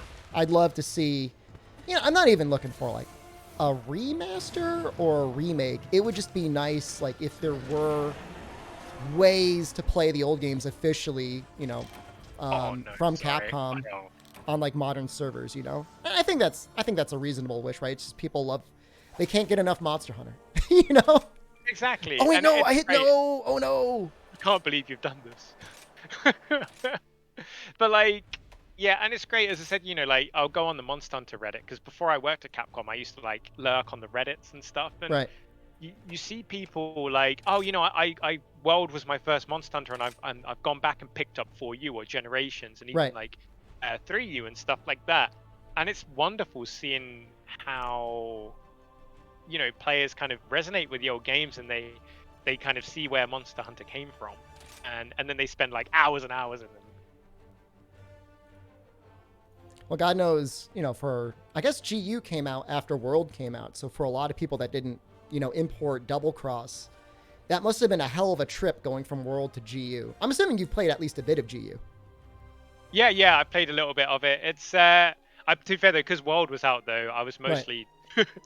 Mostly focused on that one. I'm mixed on GU. I mean, obviously I play all the games, and like what I usually say, like I have to preface that, I would take, any Monster Hunter game over basically any other game. Like I said, it ruins other video games for me, because you get used to all of the polish and everything like that in Monster Hunter, so that you get really taken out of things when you try and play something else. Don't bully me, chat. I'll still play GU over basically anything else. GU is on the bottom of my list, if you didn't know.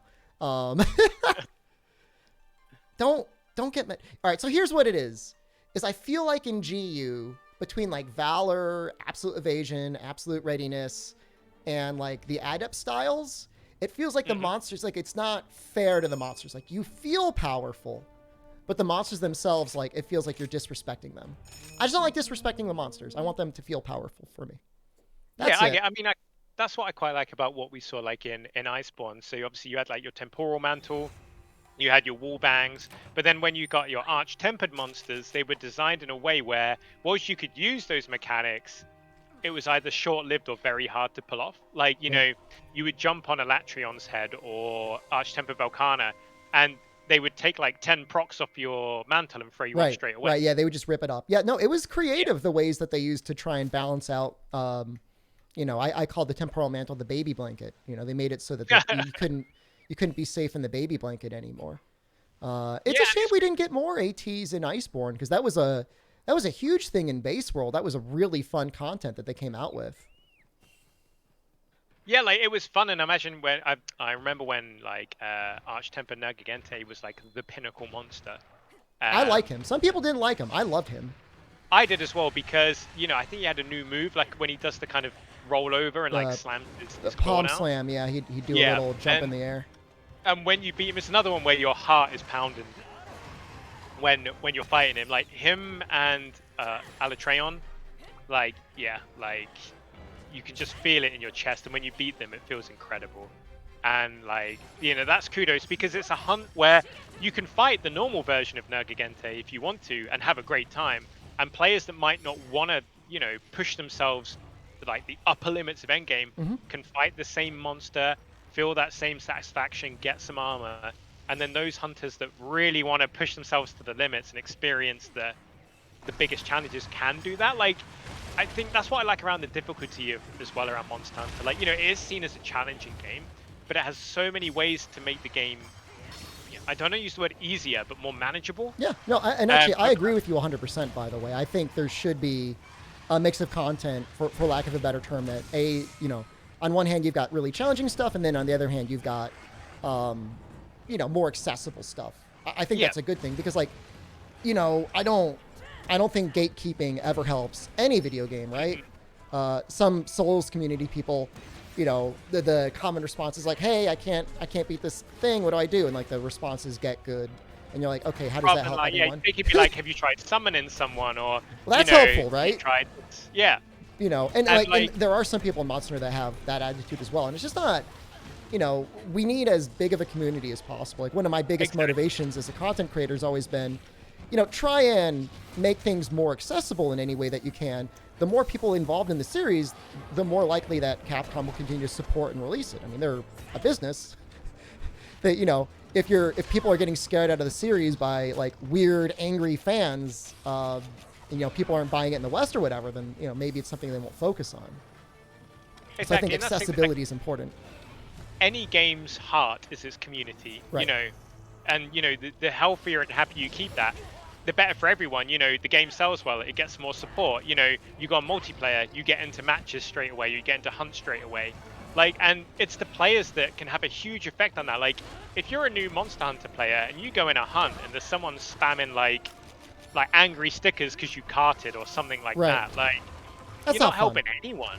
No, like, whereas if you go in, someone carts, you just give them like a, you know, don't worry about it, or something, or you're mindful, you've got like a live powder on hand. Like, that could be a Monster Hunter player for life, and then they tell their friends about Monster Hunter. That's 4 more people, and stuff like that. Like, everyone's a winner, and as well, you know, I think there's so much satisfaction in helping other players and succeeding as a team. Because, you know, Monster Hunter it's a team game. I fainted there, sorry. Like, it's a team game if you're playing multiplayer. You know, you like the inspirational tears. The coach cheers everyone and just gets face smashed by Methamol. I couldn't agree with you more, honestly. Like, I enjoy being in hunts that are challenging, you know, with newer players, as you try to like keep them alive or get through something that they've never done before, than just like, you know, stomping a monster and just being done in 5 minutes. Yeah. Because, like, you know, one is a memorable experience. The other one is like, oh, you know, I'm just spending my time bullying a poor monster. Yeah. Because it's great, like, you finish a hunt, right? Like, and then you see the person, like, waving or saying thanks for the hunt and stuff like that. And it's like, that's what's great about Monster Hunter as well, right? So obviously, you know, there is like text-based chat in the game, but it's rarely used. Most communication is done when you're playing with strangers through stickers and emotes. Yes, the stickers are fun. Yeah, and despite that, you can get so much personality of someone. You can really show gratitude and stuff like that. And, you know, you can do that, like, you know, out the box, you know. And that's what I love. Like, there's that nice anonymous communication, and you can still show all these range of, like, emotions and kind of, like, you know, gratitude. Yeah, that's great. Especially as well because, you know, speaking on voice chat, you know, can be really nerve-wracking, you know, and a lot of people choose not to. So now they've got a form or a way to communicate no matter what language they speak, whether they're comfortable, if they're an introvert, an extrovert, and I actually really like that about the game. It's, you know... I mean, I prefer that over public comms. I mean, if you're mostly a console game, no disrespect to any individual person out there, but open lobby console communications can be dicey. Scary out there. Oh! You know, it's scary out there. Like, I mean, right now, how I'm performing in this hunt, like, you know, I'd be getting ribbed, I think, if I was in a not friendly lobby kind of thing. But, you know, I don't know. I would never. 99.9% of my Monster Hunter lobbies on World have been, like, totally chill. Like, people, there's 2 carts, 1 cart's left. People are just like, you know, don't worry, focus up, we got this kind of thing, rather than going, oh, doom and gloom. Yeah, I think one of my first salient moments with public community voice chat, I think I was playing like Soul Calibur 3 on the Xbox 360. Oh, wow. Real intense if you're playing fighting games. Well, first real moment experiencing just like the Xbox Live landscape. And I fought a guy that was like, for some reason, like the support for the game was just like, just open voice communications the entire time you're fighting somebody else. I don't know if other fighting games do that now. I don't know. I'd have to check out Street Fighter to see if that's allowed. Fought one guy, and we were both playing girls in cat costumes, and the entire time he was just full-throated screaming into the microphone nonstop. Oh my Like, God. I can't do it now, obviously. I don't want to ruin your ears or chats, but just imagine a man nonstop screaming, just, oh, just like, for like about 5 minutes straight as we're fighting each other. That's intense. That's yeah. intense. So I mean, like I've had a particular view of public voice chat lobbies that has been a little bit tainted ever since somebody in chat was saying he was powering up. Felt that way. But you know, and having said that though, like, and luckily the Monster Hunter community is, you know, really wholesome, especially, you know, in regards to welcoming new players. A lot of the time, and obviously with Rise getting voice chat that's optional on PC. Yeah, no, I mean it's well optional. You say it's on by default. Yeah, like, oh, I turned mine off before we jumped in just in case. No, it's a intense decision to just have it on. I mean, I don't necessarily dislike it, but it's bold to have public random voice chat on Steam. We have faith. Yeah, no, like, it's okay. Explaining stuff in, like, it's a plus of voice. Explaining stuff is a lot easier because, you know, with Monster Hunter, they might be like, oh, why do I struggle against this monster on my own? And you can be like, oh yeah, like, you know, what's your elemental resist, or, you know, what weapon are you using? Like, have you got raw? Have you got like fire and stuff like that? And you can actually impart your knowledge. Like, obviously, because we have been dunking on voice chat a bit, but you can actually like impart a lot of knowledge. Do you have a feeling about sticky bowgun players? Positive or negative? So it was a question from chat. I didn't have it. Oh, he's off. I will try and catch up.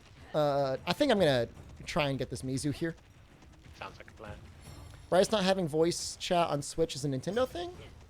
I mean, I don't know if there's really many games at all on the Switch that have native voice chat capabilities. Yeah, because I understand that you have to, like, I'm not sure if, because obviously they've input like Bluetooth support now and stuff, but before you had to like go through your mobile. Yeah, you use your phone. Like, I'm just thinking of what they had for Splatoon. I probably should not have used my wirebug there.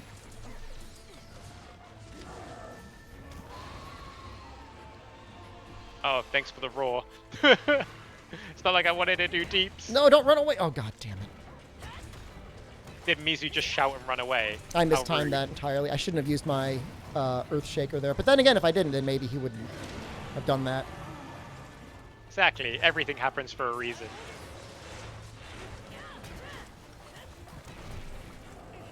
Nice, we got the head broke.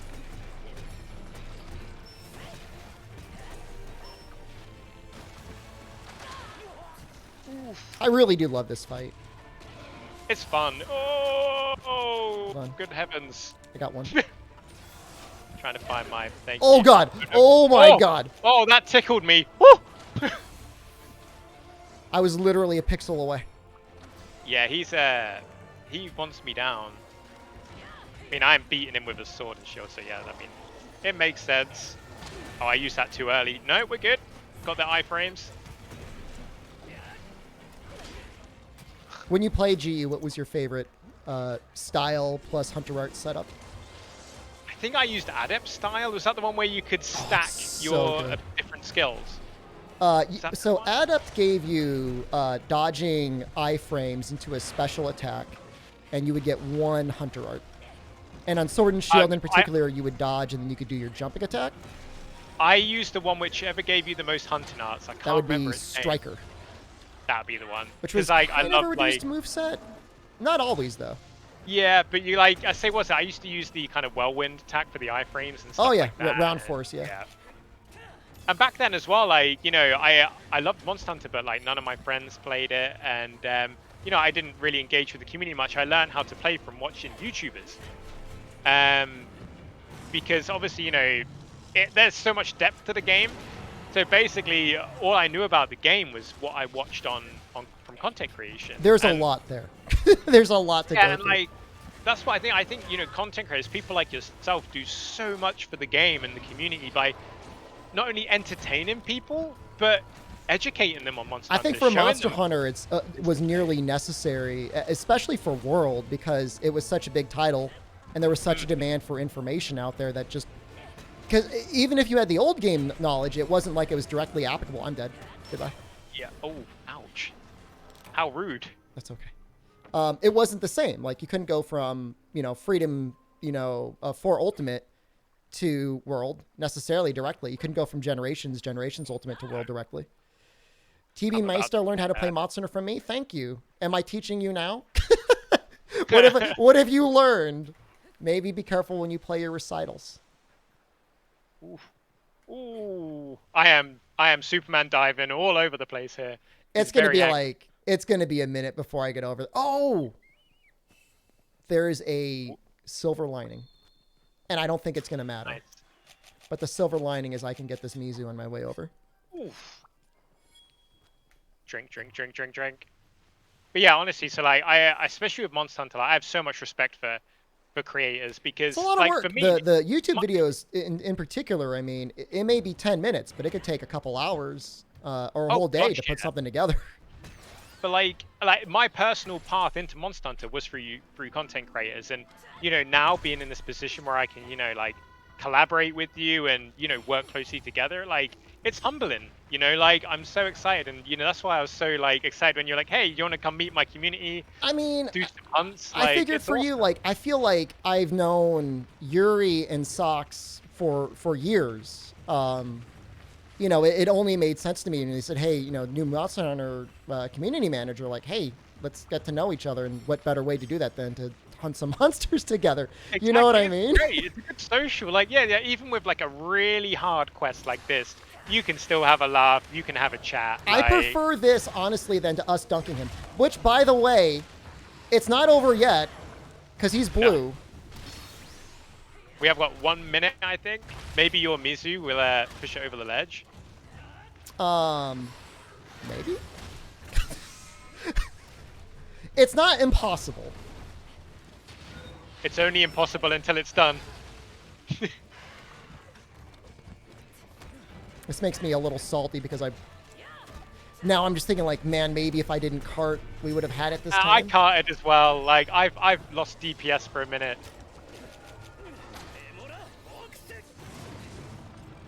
Oh, my iframes just ran out. Come on! Ah! Nice trap. It could have maybe been better. Oh! What the hell? We did it! What the hell killed him? I thought I was about to get tail blasted. I thought I was dead. Oh, was that one of our pups? I don't know. I was I think using... your Palamute just wandered over to you very unassumingly. I was like, doing this yeah. move. Sorry, I'm like slapping you in the face. I'm so sorry. I'm so sorry. Hi, Jonno. Hi, Jonno. Wow. How much time what a did we have finish. left? Like We had 31 looks like seconds. 30 Oh, we had like a seconds. million. We had like a million years left. Hey, We had like a it's million like years when- left. You see the post where it's like 1 second on Reddit and Twitter, and it's Yeah. like, yeah, we got ages. I don't even know what my fastest time has been. I used to spend weeks doing the switch hunt over and over. But even then, like, I got what? Hunting horn, longsword, switch axe? Not many other weapons other than that. The dog is Miguel. Okay, that's fair. I've been doing some playthroughs of the old games. Yes. And one of the challenges was get to all the credits in all the Monster Hunter games from Monster Hunter 1 up through Monster Hunter Rise. And the first cat I got in Freedom Unite, which is the first time you can get a cat, was Miguel. And so we have a spiritual journey with Miguel. Aw. It's really funny if you think about it. I mean, that's a name that's probably been passed on from like 2008. It's like the connection that you have your connection with the game, whether it's your Yeah. weapon, your hunting buddies, like, and yeah, I love that. Like, so like in World, like I was watching Cowboy Bebop when it came out, so I called my Palico Spike. Oh, yeah. And since then, I've got my own cat now called Amber, who's a tortie. So in Rise, I have Amber, who's my cat, and then my Palamute is named after 2 dogs I had as a child called Ben and Emma. So I've got Bemma, the Palamute. I wonder how the dogs feel about that. I guess they probably don't mind. No, I mean, they're looking down from doggy heaven. Probably Yeah, like, they're all probably right, just we'll happy. take that. Yeah, we'll take it. Rather than picking a favorite. Yeah, we'll both get recognition. New Cowboy Bebop trailer dropped from YouTube. Netflix, better than I thought. Yeah, I'm looking forward to it because obviously there's the whole meme, like manga adaptation, anime adaptation, Netflix adaptation. But I'm really excited to see what they do. I think the casting is fantastic, and I think there's definitely a lot of love and knowledge gone into this one. I was very skeptical classy. until they dropped that stylized trailer. Captain Butt, if you haven't seen the stylized trailer, man, I'd say at least give it a shot. Yeah. I think before you worst, dismiss it out of hand. At worst, it's going to be, that was all right. It wasn't mind-blowing, but, Right. it was fun. But I honestly, I really hope they nail it. Well, God knows it's been like a struggle in some ways. I think the main actor got injured a number of times during production. I mean, yeah, all the fighting, the crazy fight scenes in that, I bet there's some table kicking going on. I just know it was like a mildly cursed production. I mean, sometimes it just feels like that happens, be it Hollywood or whatever, where it's just like a show just can't catch a break with people constantly getting injured or whatnot. Yeah. Or just getting sick or what have you. In a COVID world as well, with all the levels of safety precautions and stuff like that, it's really hard to do stuff. I mean, we saw how the games industry had to adapt and evolve and stuff around it, and that was tough. And the delays that come with that. And so Hollywood, where it's very much in person, Oh yeah, you can't work from home if you're an actor. No, just go on your webcam and green screen me in. Yeah.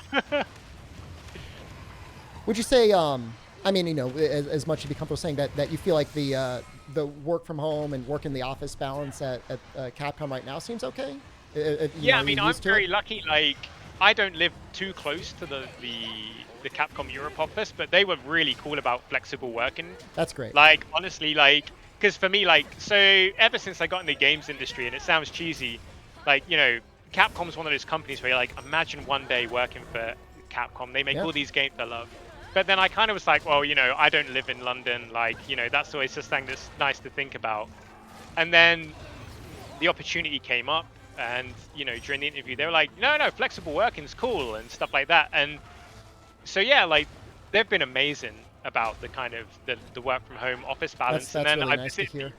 I visited the office for the first time last week, and I want to be in there more now because, it's a cool office. There's all these cool, you see, artifacts from the past, all previous game launches, and there's merchandise and stuff, and everyone's so nice. Show us the goods, Jonno. Get in there.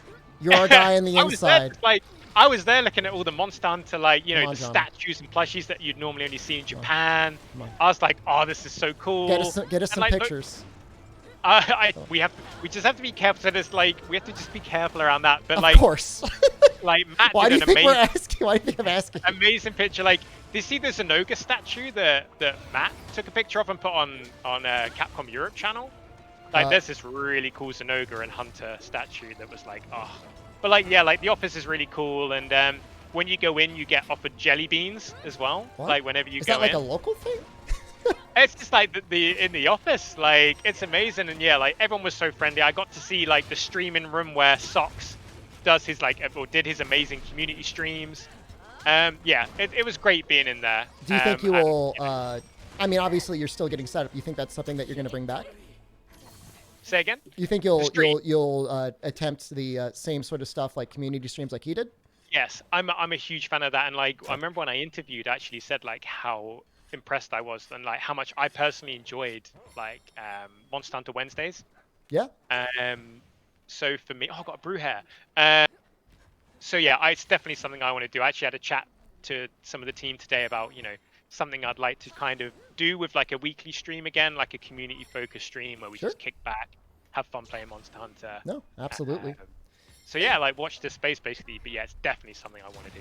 It's always nice to be able to have somebody who's out there actively talking about the game, where it's going, where the development is, you know, as much as they're able to. Yeah, I mean, like it's like community manager is such an interesting role because it's very broad and it means different things in different companies. It can mean a million different things. I mean, it depends on the Yeah. company. It depends on the community manager. Yeah, so like, you know, it's a mix of, you know, social media, you know, sentiment and feedback reports, working with creators, as you know. And yeah, you know, and what I love is, you know, Capcom really are about, you know, being with the community, engaging with the community, which is so nice. And as I said earlier, in the AAA space they're in, like, you know, it's great. And, you know, I see like the amazing work that like Matt does with like the fighting game community and what Kat does with the Resi community and what Sox did for Monster. Like I, as a professional, like I look up so much to like Sox and as a friend obviously as well. And, you know, seeing what he did and how he made Monster Hunter a game that's traditionally challenging, feels so welcoming and open to so many players at a time when it was blowing up, and Yuri as well, like, and Steffi over in Germany, like, to then become part of that, I still kind of pinch myself a bit, and honestly, I'm humbled to be here, and No, I can't it's wait to very really lucky. dive in with the community. Yeah. No, that's really cool. That's really, really nice to hear. But yeah, you're all a great bunch as well. It's funny, like I say, like talking to people whose content I'd seen before and stuff like that. Like, yeah, it's cool. I mean, you know, as a guy that plays Monster Hunter every day, it's always good to meet other people that are, you know, in this space where I guess also, I mean, Monster Hunter is basically both of our jobs when you think about it. It's amazing. Like me, like, yeah, 7 years ago, whatever, would never believe it. People want to know if the jelly beans were well-done steak flavored. I think that's... All right, what is your impression of well-done steak? Do you think it's actually well-done steak, or do you think it's just steak that's been well done? What's your headcanon? Oh, that's a good question. I mean, because it's so close to burning, like you have such a small window, I'm gonna have to say like it's well done steak.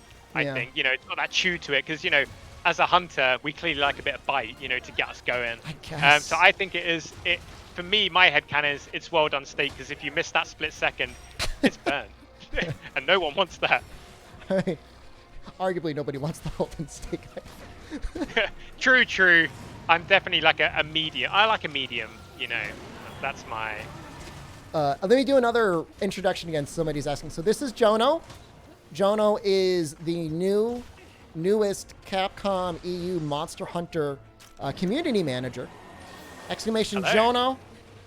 Jonno. If you want to follow his personal as well as, I guess, professional social media. I'm assuming the Monster Hunter Twitter account is like the child in like a family agreement that you and the other community managers take turns with it, depending on the weekend. Like Yuri gets it Monday, Tuesday, Fridays. You get it Saturday, Sunday. You guys alternate Wednesdays.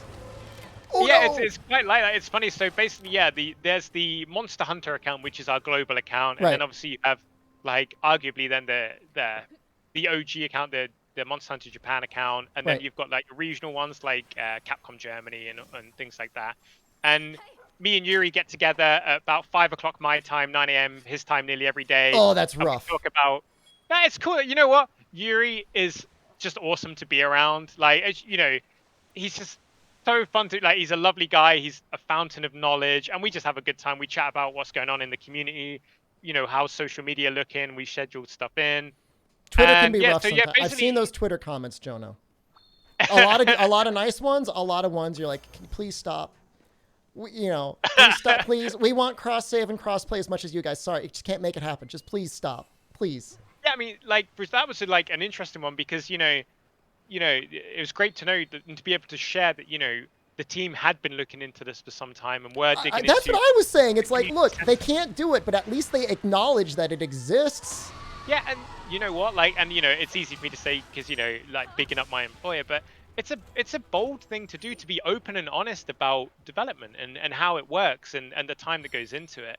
So they had been working on it. The questionnaire came out, and it was in the questionnaire. You could see. I mean, I saw it. Everyone else saw it. Yeah, like, hey, they're talking about it at the very least, right? Yeah, and so they're like, what's important to the Monster Hunter community in this day and age, kind of thing, and for them to go, look, this is why we asked, this is the situation, I respected the hell out of that, and it was so nice to be able to have that be shared. And then also like the community response was like, you know what, fair enough, we would have loved to been able to have it, but I would say 90% of the community was that way. There's 10% of Twitter people that just need to take a break off the platform. You have to be nice. I can be like, you all are assholes. I can say it. And the thing is as well though, like they only get angry because they care. Yeah, that's fair. That's fair. And I guess people just digest news they might not agree with differently. And and yeah, that's how we kind of look at it in a pragmatic way as community managers. Like, if they didn't care, they wouldn't. Right. They're engaging. Right. A positive engagement in many ways is as important as a negative engagement. I mean, in some ways. I mean, I think for a while YouTube had this algorithm where dislikes were not just equal to likes; they actually outweighed to likes. Isn't that crazy? That is, like, they should definitely be equal, like, on the weight in front. Oh, no. I think they are now. I think an engagement is just an engagement. Can I take him anywhere? I might just have to rush him in. And I'll say for like, PC stuff, like, I think they deserve, Capcom, that is, a little bit more recognition for getting Iceborne up to speed. Because, PC had always been a little delayed. But I remember it was actually Sox was in the chat at one point. It wasn't that long after PC Iceborne had come out, and the question come up either from me or someone in chat like, hey, are we ever going to get equivalent? He said, actually, this is something the team wants to work on. And lo and behold, by the time Fatalis came out, things were synced up. So it is just a matter of like, giving it time, giving the team, Monster Hunter team themselves, the opportunity to actually kind of adjust to syncing these two different platforms together. Because again, this isn't something that at least the Monster Hunter team specifically has worked on constantly.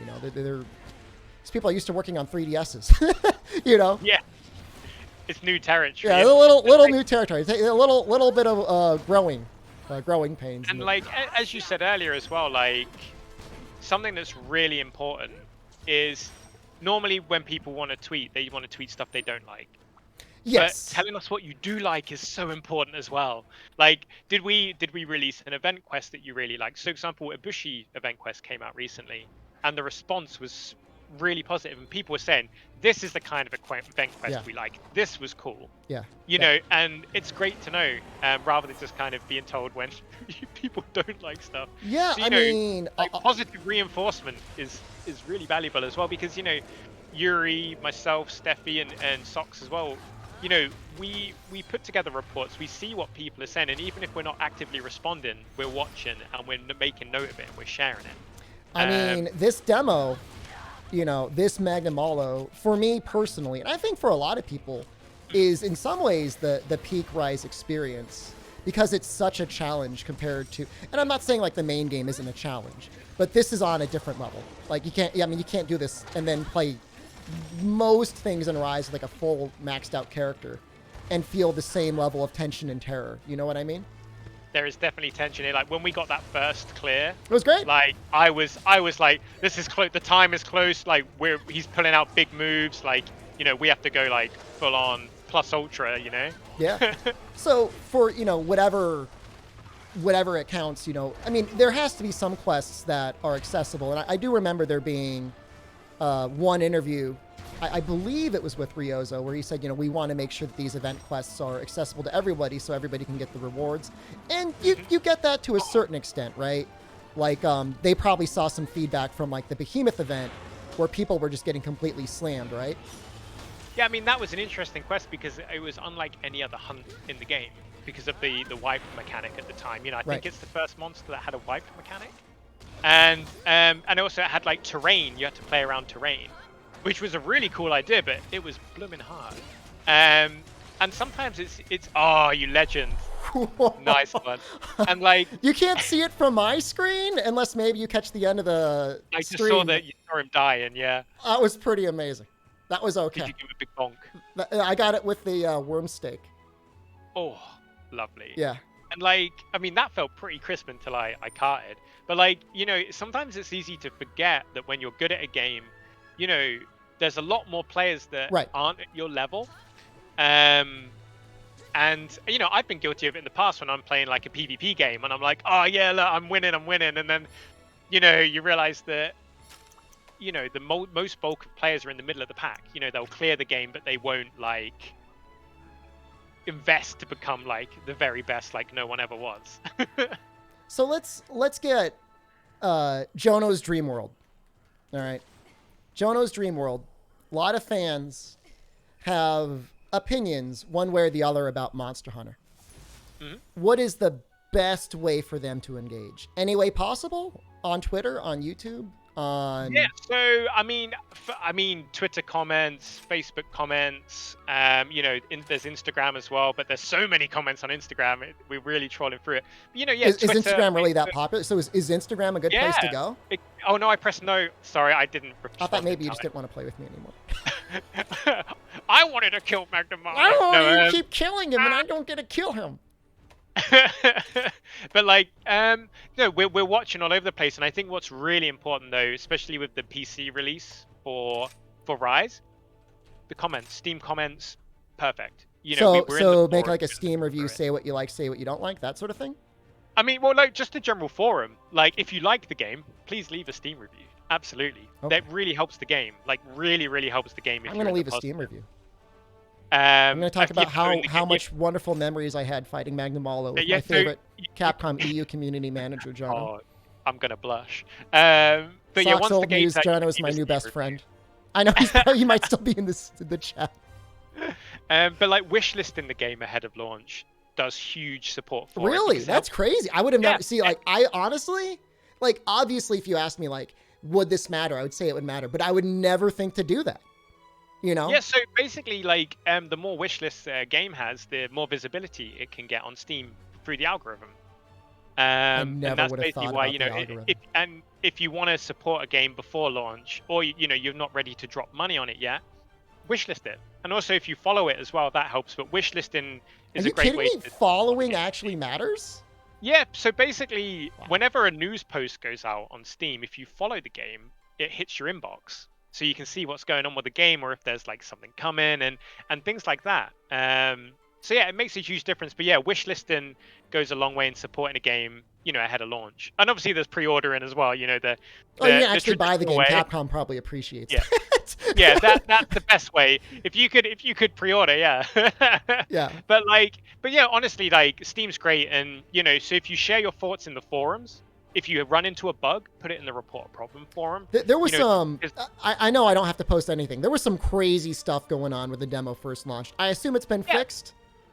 Yeah, the team jumped straight on it. Like, so... It was like a multi-monitor thing. It was like my game was running out of like the PlayStation 1. I have no idea what the hell was going on. So basically the way that what happened is all the different community managers and other members of the team, we collated our different reports, sent them straight over. And the team, honestly, full credit to them, they jumped straight on it. There was no messing around. They were like, right, here's what we think we can fix earlier, or here's stuff that we're going to look at for launch. Yeah, like, it matters. And that's why, that kind of feedback is so important to us, because it helps us address things for launch. when way more eyes are going to Yeah, be no, on. nice to get this out ahead of time and not have it be like, the day before launch, people like, oh god, like something weird is happening with multi-monitor support. Exactly, and and funnily enough, like that multi-monitor one was very much like a content creator one. It affected the most, and seeing folks sharing it on Twitter and stuff, and obviously we see it and we take some notes down and stuff like that. Yeah, I have to address a comment in chat that is a believed bug. So there is an interesting thing, plot hole. Okay, so here's what happened, Jonno. So another content creator, a speedrunner, was analyzing something about Mizu's stun on the ground. Oh yeah. Versus the headlock, and that is not a bug. It is not determined by FPS. It was actually determined between version differences between the Switch and the PC. Yeah, so that was an interesting one because I'm sure the team saw that. They're like, "What the hell is going on?" I did a report on that. I actually did that was yours. Oh my god! I clipped the tweets and I put them in my little report, and I was like, "Hey, this has been brought up," and as the creator came to their own conclusion, it's because this is a demo build, not the full game build, and that's why the difference was there, comparing it to the Nintendo Switch full game and the PC I think demo. they were comparing it. It was I thought it was even like they were comparing it from the other demo. So I think they were even using an old version of the Switch demo. Yeah. So it was Switch demo versus Switch retail. Yeah. So basically, it's kind of like it's just a difference in the demo between a full game and a demo version, basically. But it's not. It should be equivalent. Can I make a comment to you, and then I'll make a comment on Twitter? Go on then. Can they reverse the changes to Rage Slash under the Great Sword? Oh, I saw people talk. That's Great Sword, right? Yeah. Slash. I saw the comments on that. See, I've never touched a Great Sword. Just tell them the Great Sword people just say please, like respectfully, like.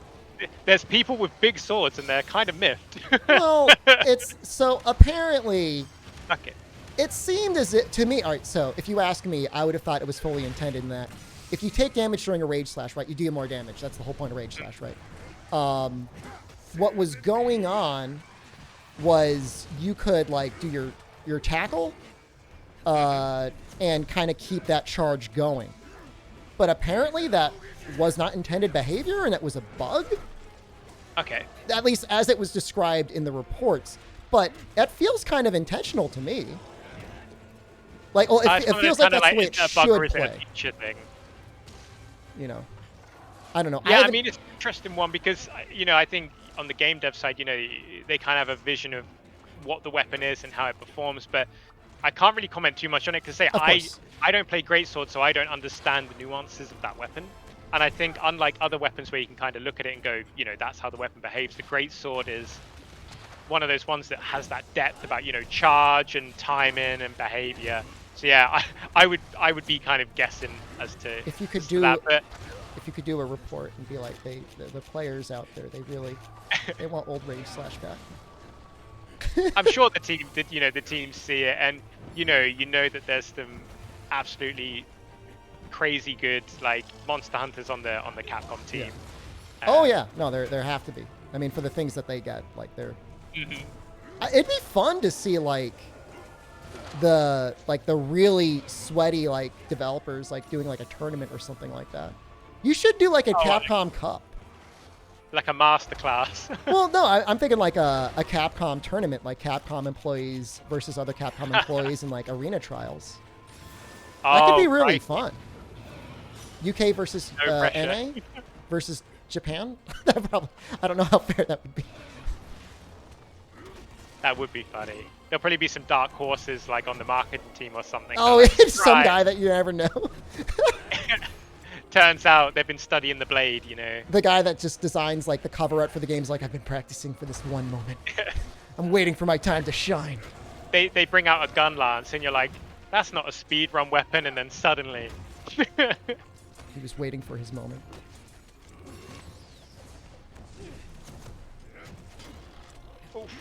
I'm assuming as long as we're nice under Twitter, nobody minds. That's all I know. That's all I know about YouTube comments. Just say it nicely. I just hate to be like, I don't want to be one of those guys like on Twitter whining. I feel like they're always whining. I know you can't say that because you're the community manager, but I can say it. Bunch of whiners out there. Be happy with what you get. Yeah, I mean, it's interesting because I think as well with a game like Monster Hunter, you invest hundreds of hours quite often into the game. So, you've got that personal investment, kind of like if you almost played an MMO, you know, that kind of same level of like, you know, time and care investment. And, you know, I think, you know, whining is okay as long as like, you know, it's when people start It's not mean, cussing as long as it's not mean-spirited, right? yeah, exactly. It comes from a place of People get passion. frustrated. Yeah, we're human. You know, it's in our nature. And you know, it's if someone's like, oh, why is it always my weapon that gets this, or you know, why is that? I get that. You know, no one likes their favorite weapon to be, you know, nerfed or. I have Albino like Donkey in my chat saying he will whine until Rage Slash is fixed. I mean, you gotta respect the hustle, right? You gotta respect the hustle. Yeah, like you say, if this, you know, feel free to keep sharing it because you know we note it and all of that and. It just seemed to me, I mean, just for that one change specifically, it just seemed odd because to me it felt like it was an intended. I mean, and I guess that's like always a question, like what is the developer's intention, you know? And sometimes you get these really weird things about a player's experience and then a developer's intent. So I know there was like one shooty man game, I forget which one it was, some World War II shooty man game, and they you know Axis and the Allies, and they both had what was on the developer side the exact same weapon. It was like some sort of machine gun. Okay. And they had different models and they had different sound effects, and the community was like insistent that these were different weapons. But it's because of the sound. Because of the sound. Because one was really powerful. Yeah. Like the idea was like one would shoot slower but deal more damage, and the other one would shoot faster and deal less damage per shot. Oh God, I probably should not have tackled there. He wanted you there. And so the developers like went into the game files, like they were really scrubbing through all the code. They were really trying to figure out like what the hell was going on. They're like, hey, you know, everything that we're seeing here is these weapons are identical. But what they found when they looked at the player data is that even though the weapons should have performed the same, the weapon that had like the beefier shot actually did have a gameplay advantage in that it gave the player the impression that they were going to deal more damage. So they had like a little bit more confidence to actually try and land shots with it. That's really weird, isn't it? Yeah, I think, you know, the psychology of gaming, like if it sounds like it's going to do something, it will. You know, it's kind of like the belief in it. And it's like, I loved it when there was kind of like the kind of meme / kind of whole like meaty chops thing for greatsword, you know. And I remember Sox doing a lot, you know, he'd be using the greatsword and he's like, meaty chops. And like from that alone, you're like, that sounds like, oh no, I got volleyed. He hit me up and then I got Mizu, so... Nice. And you know, yeah, it's that whole thing, you know, if you think it hits hard, like, you know, it's like when I pull off like a Metsu Shurigeki and you hear that bonk and then the dug dug dug dug as you go through them, like you're like, yeah, that hit really hard. And it does hit hard, but you know, for like a sword and shield user where you're normally doing like lower damage numbers compared to like your cousin weapons which are bigger, it feels awesome. And so I definitely think, yeah, there's some psychology to that kind of thing. You know, because to be honest with you, like I haven't even done a lot of extreme play testing with the new Rage Slash anyways to feel if it even is different. You just read it and you get the impression of like, oh, that doesn't sound good. That sounds like that would nerf the weapon in some way. Don't know if it really matters or not. Like I don't remember from my own personal playstyle how often I would be using tackles to cancel the charges. I'm assuming I use them occasionally. Yeah.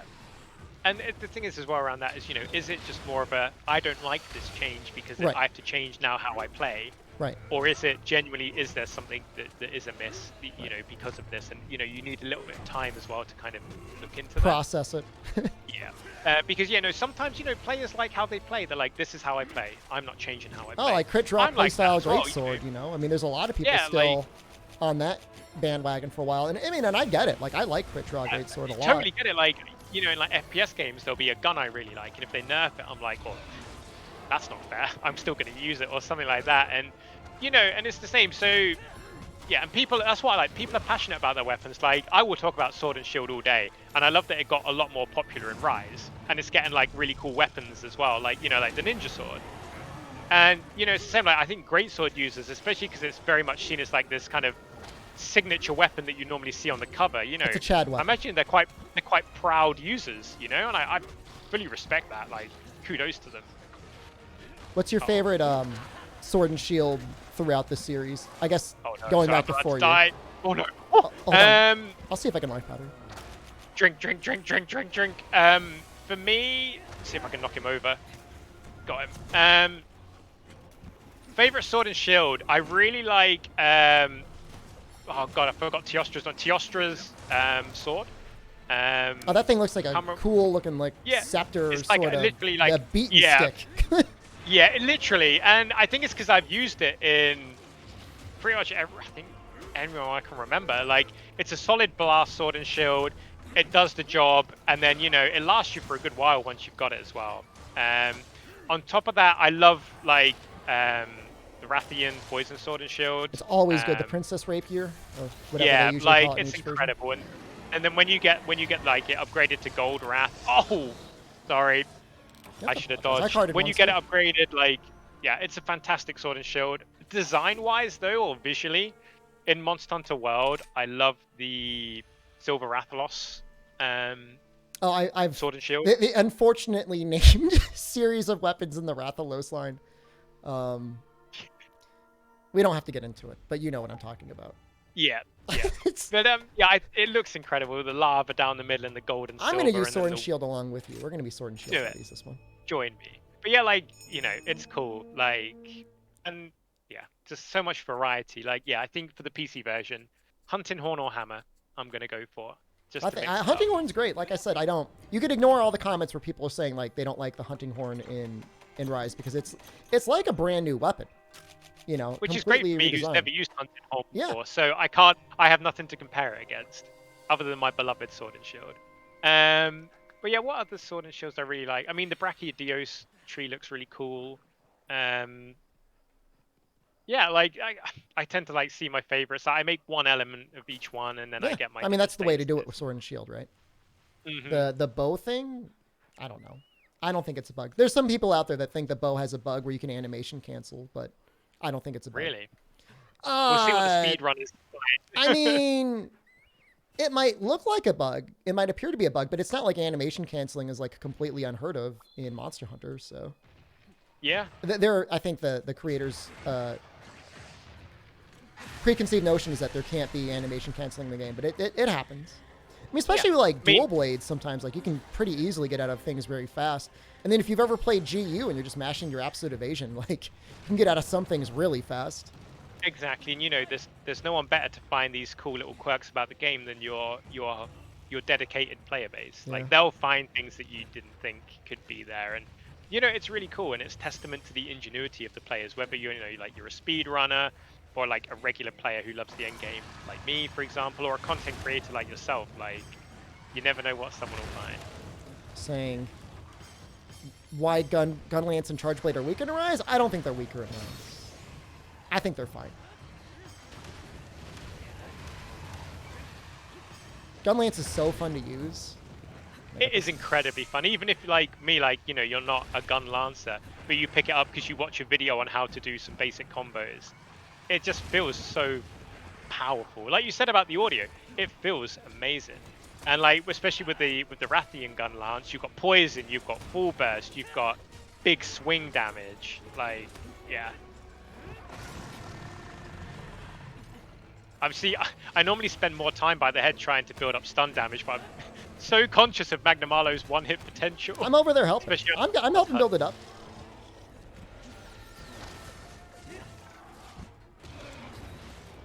Naughty. What do you think about the flow of Sword and Shield and Rise, with it being kind of like a combo ender weapon now? I the Reaping Slash? Love it. It's non-stop. You can be relentless when you're like comfortable fighting a monster, especially with like I can't remember the name of it, but obviously you get the new combo ender, Spin Slash. I think it's Reaping Slash? And it just does mad damage, and then you can combo. You can do your back step into your combo there. You can do like your Metsu Shurigeki. It's just, and then when you're in the air, you can do like your big plunge. You can do a little mountain hit. You can do your shield bash. They buffed like shield damage and stun damage. Like, it's so fun. You just keep going and flowing, something like only like dual blades would do in the past, or charge blade. Like, and there's options to your combos. I love it. Like, for me, like, Sword and Shield has never felt better. Like, Shoryugeki is one of the best things that Sword and Shield has ever gotten. Yeah. It's really the sound effect. It's that noise of like the ding. It's like you won like at a jackpot or something. Yeah, and the thing is that every iteration, like each time I play a Monster Hunter game, I'm like, how could they make Sword and Shield even better? Like, there's no way they can top this, and then they do. Like, Yeah, and that's why I can't put it down. It's just so fun, and you know, when you kind of grow up with a weapon, even though that sounds cheesy, and you see how it changes and grows, and you just keep loving what they've done even more. It's great. Looks like we got the oh god, we can live, we can be together at the head. Oh, you're actually doing a perfect rush. That's probably what I should have been doing. Oh yes, now I'm gonna try and get. Oh, he moved back. He didn't like that. There we go. We got. Right, I'm gonna do a perfect rush here. All right. There we go.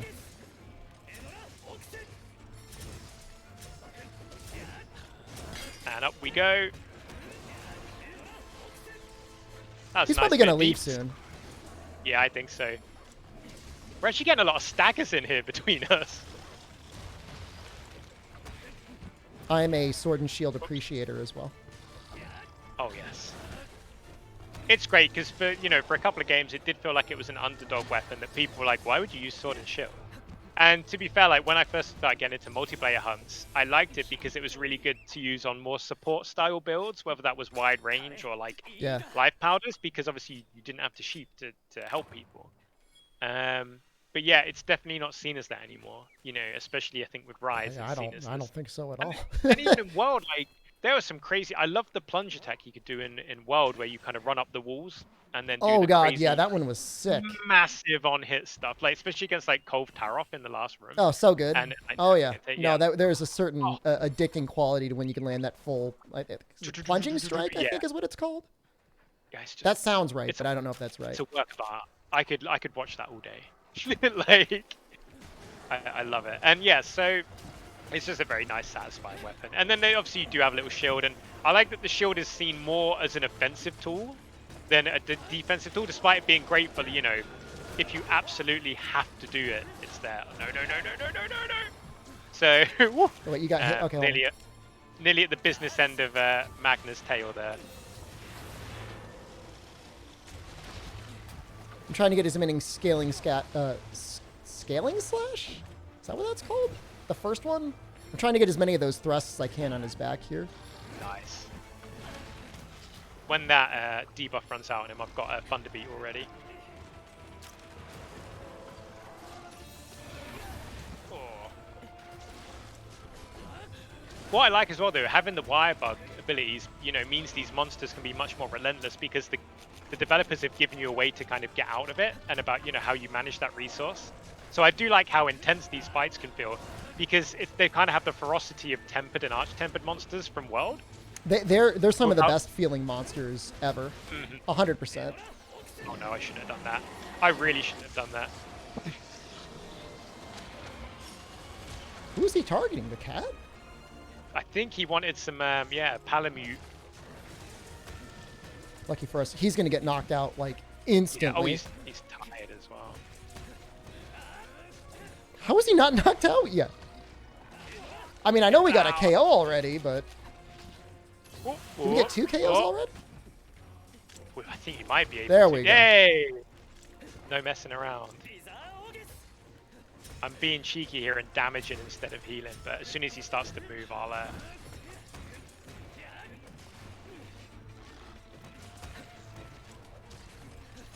Yum. Oh no, he interrupted my potions. Oh, let's get bombs down. We'll actually coordinate this time. All yours.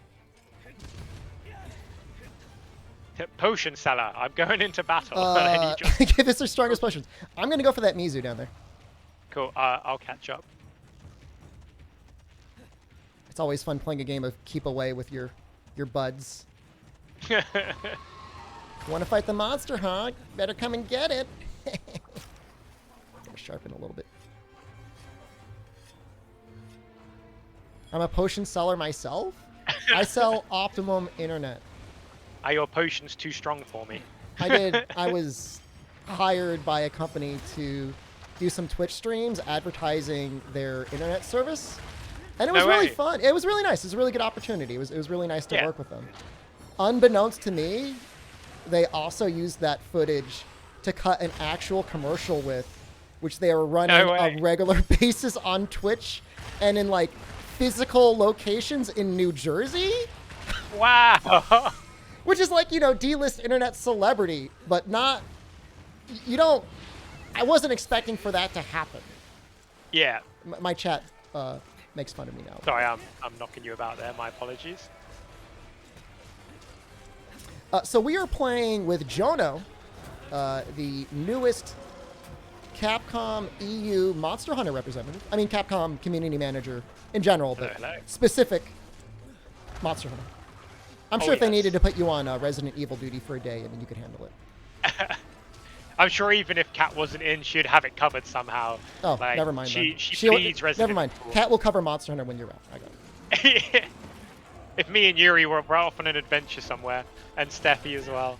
Did you play, when Resident Evil 3 came out, right, it had that one multiplayer mode, Resistance. Did you play that at all? So, fun fact about me, I'm terrible at horror games. I get scared. I don't want me and your team on a horror game. Honestly, I'm terrible. You could lift a zombie up and rip it in half with your raw, rippling man muscles. Don't act like that. I would be hiding behind, like, socks. I'd be like, yo, help me out. Like, I'm terrible at horror games. Like, I remember playing the very first Resident Evil on Sega Saturn. That first zombie comes busting through the door. I threw that controller. Like, no. And, like, I picked up the Resi 2 remaster. I managed to get to the police station. Then, that's a scary obviously, game. Yeah, then I started getting followed around by a certain hatted individual. And I was like, ugh. Like any other game, like action game, RPG, boss fighting, love it. Any day of the week. Like, but horror games, terrible. If I wanted to reach out to her to see if I could get a single Capcom employee to play the Resistance game with me, do you think she would? Hey, Worst she could say is no, right? Exactly, and Kat's really cool. Like, you want to know something really, I don't know, funny, sad, or impressive? I bought the game 3 times. I bought Resident Evil 3 on every platform, Steam, PlayStation 4, and Xbox. Because I would triple Q on stream. Nice. Or will that jump on the first one, or? Whichever one loaded first. And then sometimes, I'm not bragging, there's maybe a little bit of brag. Sometimes a game would load, and I would usually queue as Mastermind, and I would be like a couple rounds behind. I would come back victory anyways. Professional streamer, by the way. You know, I love that asymmetrical kind of versus they put in. Like, I love that kind of play style. Like, I think I love how they kind of incorporated it, and it kind of had that kind of top-down strategy. I loved it. Obviously. And, I thought it was a really. I mean, no joke. I mean, like I said, like I bought the game 3 times, and I'm like, I don't know how long the game's gonna be popular for, so I'm gonna play it as much as I possibly can. That's what I did. It was cool, and I loved how, like, not only was the gameplay cool, but it was very thematic to what Umbrella actually did. Oh yeah, no, I mean it was fine. I mean, I mean, obviously the story wasn't a huge part of it because it was a multiplayer game, but what was there was fine. Yeah. I know they were working on another Resident Evil horror game, but that one looks like more like an actual like battle royale or something. I don't know if that's come out yet or not. Oh, I think I've got this blight on me. Oh, I got roared at, and it kept it on me, and then I got volleyed. Mitsu just comes in, shouts, and runs away. This is looking a little scary for both of us. Okay, he's exhausted. I'm going to drop my shock trap. Put your trap on him, yeah. And between the both of us, we might be able to get an extra KO. There's a very angry dog hitting me. Shield bash. This is going worse than I thought it would. It's alright, always feeling it a bit. Okay, he's running, which is kind of an okay sign, but also really annoying. Ask Jonno about Teppen. I don't think... I mean, you've probably at least heard of Teppen. You're familiar that it's a thing that exists. I've heard of it, but I honestly couldn't. If you're like, now tell me more about it. I'd be like... It's a Capcom licensed card game, but it's developed by Gung Ho. Mm-hmm. So, any spoilers for Next Gen Monster Hunter? He knows as much as we do. At the very least, they brainwash him at the end. Yeah, the end of his shift every day, Men in Black come in and they flash his brain, so he can't take home what he's seen to the rest of the internet. Yeah, I know as much as you guys do. Yeah. Like, and I've only been here 2 weeks. When am I going to go behind the curtain? I mean, all I can say, Kat, is Monster Hunter World did very well. There will probably be more Monster Hunter. I mean, that's a safe thing anyone can say, I think. I don't think I mean, Capcom. on my mind, I'm just incredibly hyped for Sunbreak, if I'm honest. no. Like the thematics, like, has Monster Hunter ever done that kind of theme, like a big European kind of mythology focus? Obviously, the yokai were awesome, like such a brilliant addition, and now obviously we're gonna get that kind of treatment over here. Like, woo! Like, I just think that's really, really, really cool. Yeah, I don't mind seeing a vampire we've seen dragon. one monster so far, and the reception's been amazing. So, like, who knows what else is, like, lurking in the shadows. Was Like, that demo, I mean, I guess you know as much as we do. At least that's what you say. Was that running on the Switch or was that running on the PC? Because it looked really, if that was the Switch, like, they have done more witchcraft. I don't know. Like, You don't know? I don't know that. But you know what I'm saying, right? Like, what was shown Yeah, on like, like it Nintendo looked Direct real, looked really real good. clean. I mean, and it's not like it's a secret that it's coming out on PC, Uh-oh. so. Oh. Do you have any traps?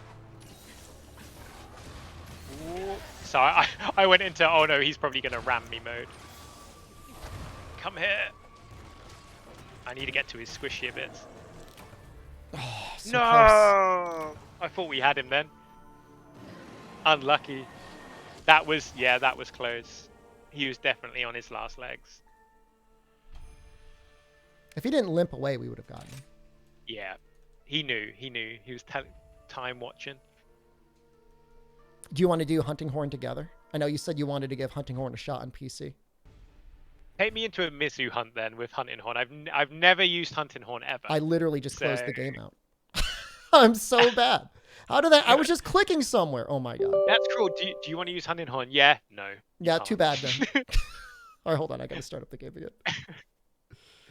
Robbed by Vespoid? I did get paralyzed by a Banaber at the very end. I remember the Vespoid. Everyone remembers their Vespoid encounters. It just kind of hovers in like, yo, what's up? It'd be a shame if someone... Zip, it was like the first capture quest you need to do against the Kutku in the first Monster Hunter on PlayStation 2. And like, you know, you only had like 3 trank bombs and 1 trap. And this Kutku's in there. It's just a Kutku, right? It's not like a scary monster. And he just like, it was like he was playing football his whole life. Just walked in, body blocked everything. There he is. Look at what an absolute champ. Oh, I need to go so back. bad. How does that already have 1,000 views? It's disgusting.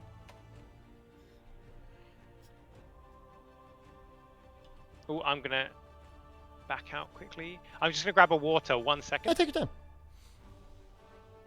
My cat's woken up as well. She's like, what's going on? Did you get beaten by Magna Marlowe? I'm like, please, Amber, please no. I'll right, reflect with chat. I'll see if they have any other questions that they have for you. What do you guys think so far? Any questions for Jonno? I haven't. What's Jonno's favorite Monster Hunter? It's a good question. I mean, he started with 4U. I can ask him. Do you think there'll be a wolf monster that stands on 2 legs like Goss in Sunbreak? Do I think that, or does Jonno think that? He will not comment.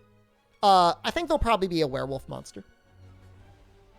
Kirsika, I'm not answering. I'm not asking that. Did he beat the forest level in Ghouls and Ghosts Resurrection? Albino Donkey, are you proud that I at least beat that level? I know for you, you're probably like, beat the game. Which I haven't beaten it. But like, I'm not going to beat it on like a baby difficulty.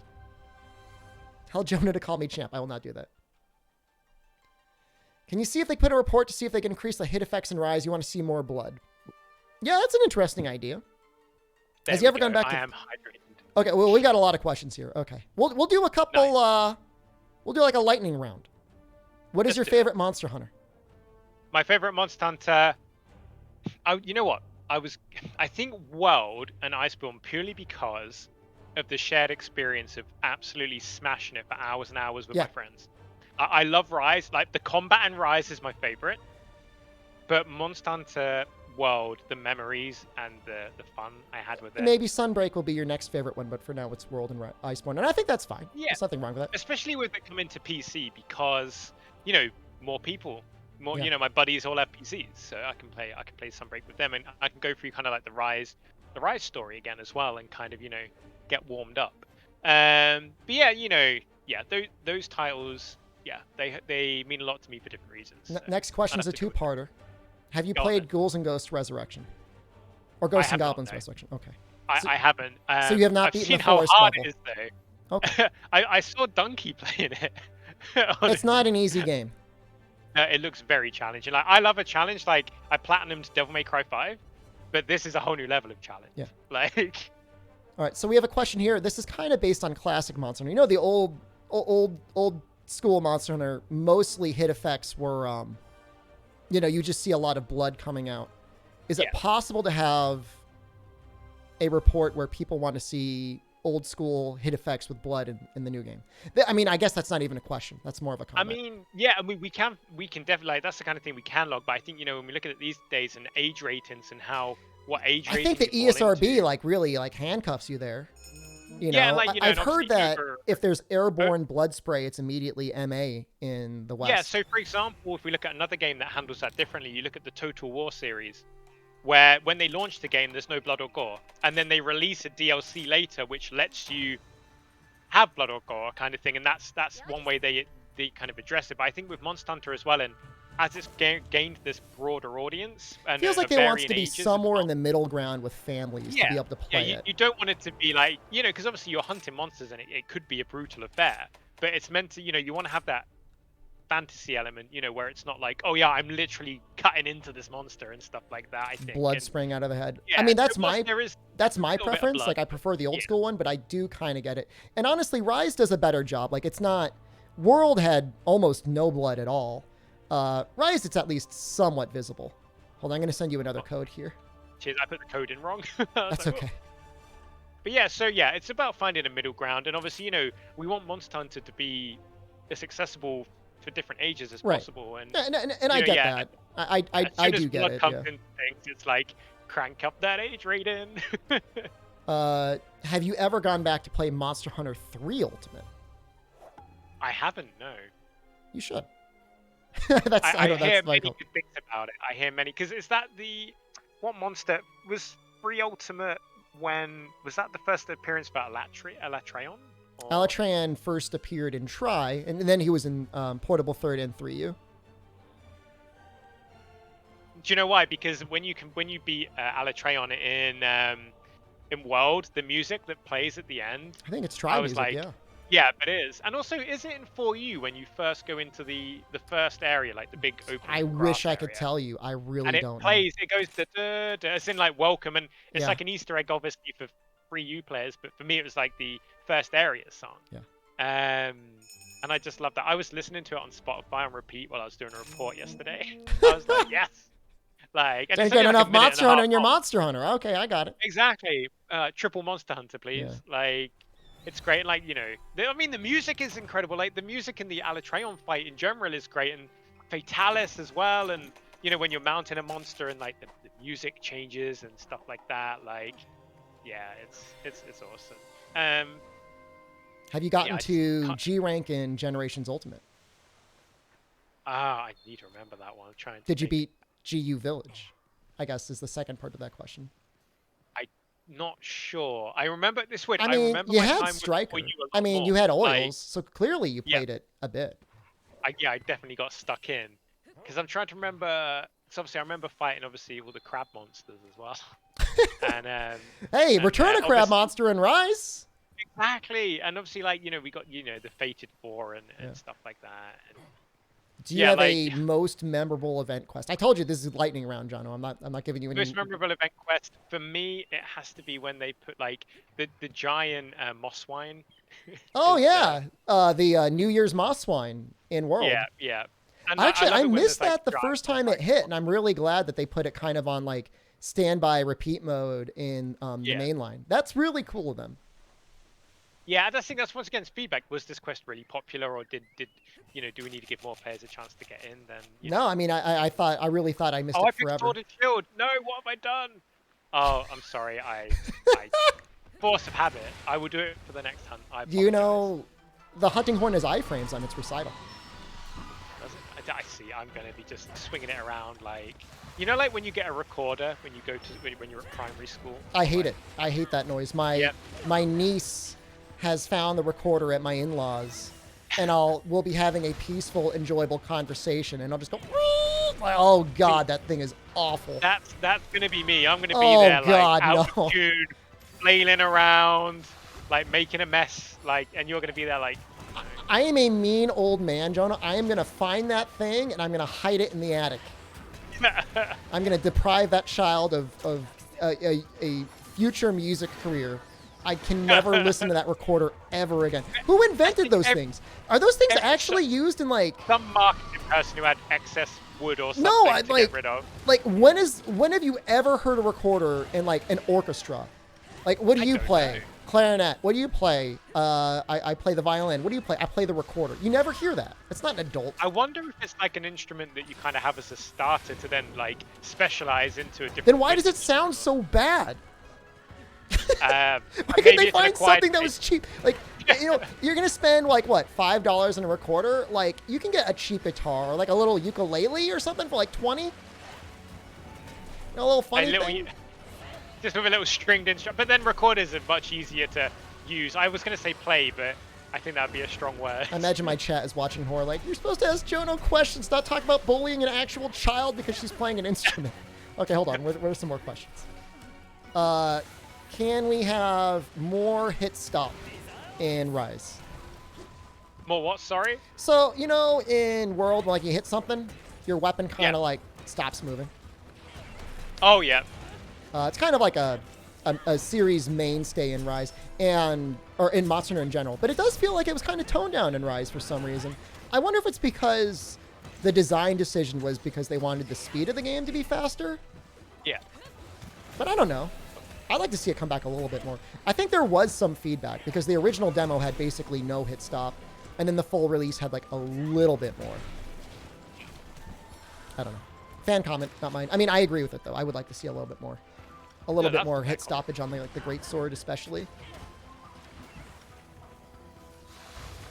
I get into internet fights with people that think that God of War has better hit effects than Monster Hunter. They made a video, Jonno. They disrespected Monster Hunter. Yeah, they said God of War had better ones. Okay, let's see. Looking for more questions. Ask Jonno 2D or 3D? I have no idea what that means. 2D or 3D? With no context, what is your answer? I imagine just games. I have no... all right, let's go with games then. I mean, however you interpret it. I'm gonna go 3D. I'm gonna put my. Gonna go 3D? Okay. If you asked me like 20 years ago, I'd have said 2D, but nowadays I guess I'm 3D. You know, I don't know. Waifus? Oh my god. Excuse me. What sort of degenerates are you? Disgusting. Who's my waifu? Probably All Might. There you go. 3D girls. People are getting mad. Okay. Oh. That's all right. I'm seeing some real heated comments now in chat. Oh no. Tell them about Zanki Zero. That's a good game. That's a 3D dungeon, but 2D characters exploring in a dungeon. Nice. That's cool. Yeah, I like those kind of games. The games like there's you do a definitely lot of still good. a place for, like, you know, you look at some of the top Metroidvanias, they're all 2D. Yeah. You know, you look at stuff like Darkest Dungeon, Sure. 2D. Like Capcom used to have a very long history of having even classic RPGs, the whole Breath of Wild series, or Breath of Fire, that is. And obviously, like Mega Man, you know, like. Sure. And Ace Attorney as well. Yeah, dude, I'm surprised that game still keeps getting developed. Because to me, it seems so small and niche, but it's cool that Capcom still cares. Yeah, it's got a great following, like, you know, and people, you know, it's grown in popularity. Like you laugh at like stuff like the memes and stuff, and you know, objection. Like everyone knows what that objection thing is if you play games, basically. But you know, even if you've not played, you know, Ace Attorney. And it's stuff like that, you know, it gets word out about the game. People go, oh yeah, I recognize that from the meme. Maybe I'll check it out. And, you know. It's one of my favorites. And obviously the games are great as well. And, you know, we live in a time as well, like everyone loves crime thrillers and whodunits and stuff like that. And what Ace Attorney is, you're in the thick of it. Yeah, no, my wife is always watching videos on how to kill your husband and get away with it. I mean, yeah, I mean, if she just took out a life insurance policy, then I'd be worried for you. She'd be like, oh yeah, just, no, I'm not. One for the no, there's no doubt. I mean, if something happens to me, it's very clear what happened, who did it. Has Jonno played Dragon's Dogma? We talked about it earlier. One of his favorite Capcom series. Yeah, love it. And I think you said I assume you had like mage pawns, and then your main character was like a strider or assassin based on what you said. I was a strider, and then I think I got some of the specializations, but I went back to strider just because I loved how it played rather than specializing too much. It has a native buff to speed when you climb on monsters that the assassin does not get. Yeah, and I was all about climbing on monsters. Yeah. Yeah, Dragon's Dogma just does so much right that you wouldn't really see in those kind of games. Like, like the magic felt like anything else. You just got to get past the initial crust. There's a little the crust. curve. Yeah. But once you get past it, it really is a great action RPG. It's like a delicious pie. Like once you you got to break through it. It's got like an inch. And like the pawn system, and then your pawns come back and they're smarter. They know how to do stuff if Well, they've been in areas where maybe yours were. Mine were very dumb. The pawns that I raised, people said they brought them into dungeons. They were like distracted toddlers that couldn't accomplish anything. Ooh, a penny, like, yeah. Can we get an Onimusha collab with layered armors? I have no idea how it goes around, sorting out layered armors and collaborations, and especially internal ones. Like, that'll be dealt with, people far higher than me. But it's love, like, oh my voice, like I love seeing the collaborations. Like whenever there's a Devil May Cry collab, I'm like, yup, I'm all over that. And obviously, in World we had, a load of internal IPs, and obviously for Rise we just had a Mega Man one. So yeah, no, I love to see what they cook up, and it's always original. Like the Resi stuff in World where you could get like the zombie emote and stuff like that. Apparently that was a joke that went too far. Really? Yes. They're all like, amazing. Wouldn't it be funny if we had Resident Evil mechanics in Monster Hunter? And they're like, hey, let's do that. Why not?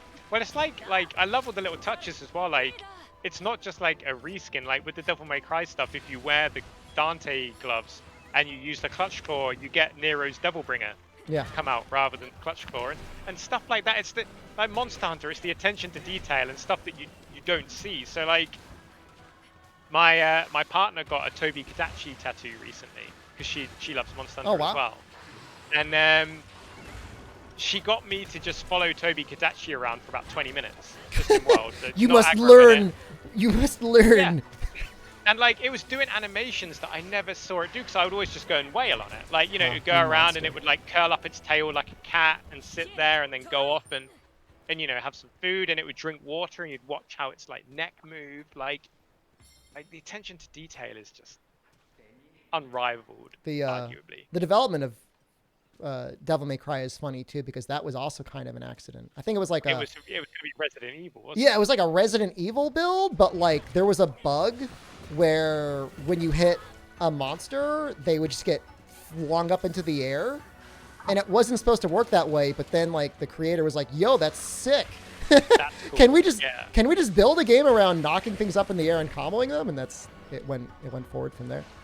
That's amazing. I love that story. That's hilarious. What is your favorite anime? Oh, so there's a couple. So Mob Psycho 100. Hey, new season soon, right? I'm so excited about that. When I saw that announcement, I was like, yes, please. So yeah, Mob Psycho 100. My Hero Academia, Overlord. Yeah, all respectable choices so far. Yeah, what else have I got? There's one I can't remember off the top of my head while I'm hunting. What happens? I'm gonna feel awful not remembering it. Oh yeah, JoJo's Bizarre Adventure. Sure. Like, which part is your favorite? If you have. I mean, season 3 or part 3 is obviously like the classic. But I actually really enjoyed part 4, and that was the one I thought I would like the least. I would take part 4 and part 2 over part 3, but apparently I'm far in the minority there. I love part 4. Part 4 is like perfect. It's such an intimate story, and the stands are really interesting as well. To me, that's the reason I don't like part 3 is because it feels like a lot of the stands are like, haha, I'm the new guy this week. Watch what my stand can do. Like villain of the week rather than and then it's like, it just gets punched, and then it's like, all right, the episode's over. The thing is, it's so out there, and it doesn't care. It's doing its own thing. Season 3, like, It's but yeah, like no, season 4 is great, and like you get invested in the characters a lot, and you know there's some pretty obviously no spoilers for anyone that hasn't seen it, but like you know when one of the characters has something unfortunate happen to them, and you think they're going to get away, and they nearly get help, and then someone's already touched something, and then it all goes wrong for that character. Like you're there like rooting for the characters. Yeah. No, I love part 4 so much. Yeah. I'll make sure I get. Are you allowed to talk about the video game Dauntless in the office? Are you allowed to even say that word aloud? Yeah, I know. Like, honestly, everyone's suture. Like, you know, there's gamers, there's people that dabble and stuff. Like, there's no dirty words when it comes to gaming. You know, because we all enjoy different things, and anything that further builds upon the fan base for Monster Hunter style games, or boss fight games, is great. You know, ultimately, more people come towards this genre of gaming. Everyone benefits. I think Ryozo has even said himself he wants hunting to become a genre. Yeah, and that's the thing. Like, it's great. You see Dauntless, and they've come into the genre, and they've probably brought fans, new people into that genre who will then try Monster Hunter. I mean, look, like you got to admit, releasing their game full free to play could get people into a hunting style game that would otherwise be blocked because maybe they didn't have the money to purchase a proper Monster Hunter game. Yeah, I mean, you look at how kind of like Fortnite came in and it kind of took the limelight. Is there away any from reason you go directly from Dauntless to Fortnite, Jonno? Because it's free to play. Okay. And and you look at it, a free to play game comes in, it attracts this audience, especially a younger audience that might not have, the money to pay for a game. And then they get into that, and then when they do get money, they might be like, oh, I want to try other games. They've put like 100 hours into the first game and stuff like that. Right, Hunting Horn. So yeah, no, we don't have any. It's not like that. Yeah, like honestly, everyone's I'm sure it's game. completely fine. I'm sure that the office is fine with Dauntless. I have a mild personal vendetta against Dauntless because I was at a public event and all the other content creators got invited to a party and then they didn't invite me.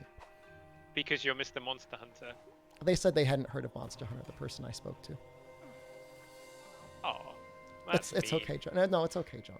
It's right, it's a lot of emotions that could come flooding out, and I'm just gonna try and suppress it for now. If and when E3 returns, and if I go over there, like make sure I'll buy you a drink. Capcom's always treated me pretty well. They've always been very nice. In fact, at Capcom E3 2019, Yuri was so nice. He had some extra passes. He was able to get some of my friends into E3. What a dude! Honestly, the team here is so lovely. It was really nice of him. Like and Socks before as well, like yeah, and I remember when I was joining, I knew I was joining the team. He goes, you can have so much fun, like everyone's so cool, the content creators are really cool to like chill with and work with, chat to, like yeah, like it's nice, it's wholesome, and even when the community are frustrated about stuff, they're not by and large aggressive about it. They're passionate. Like that. It's a very passionate fan base.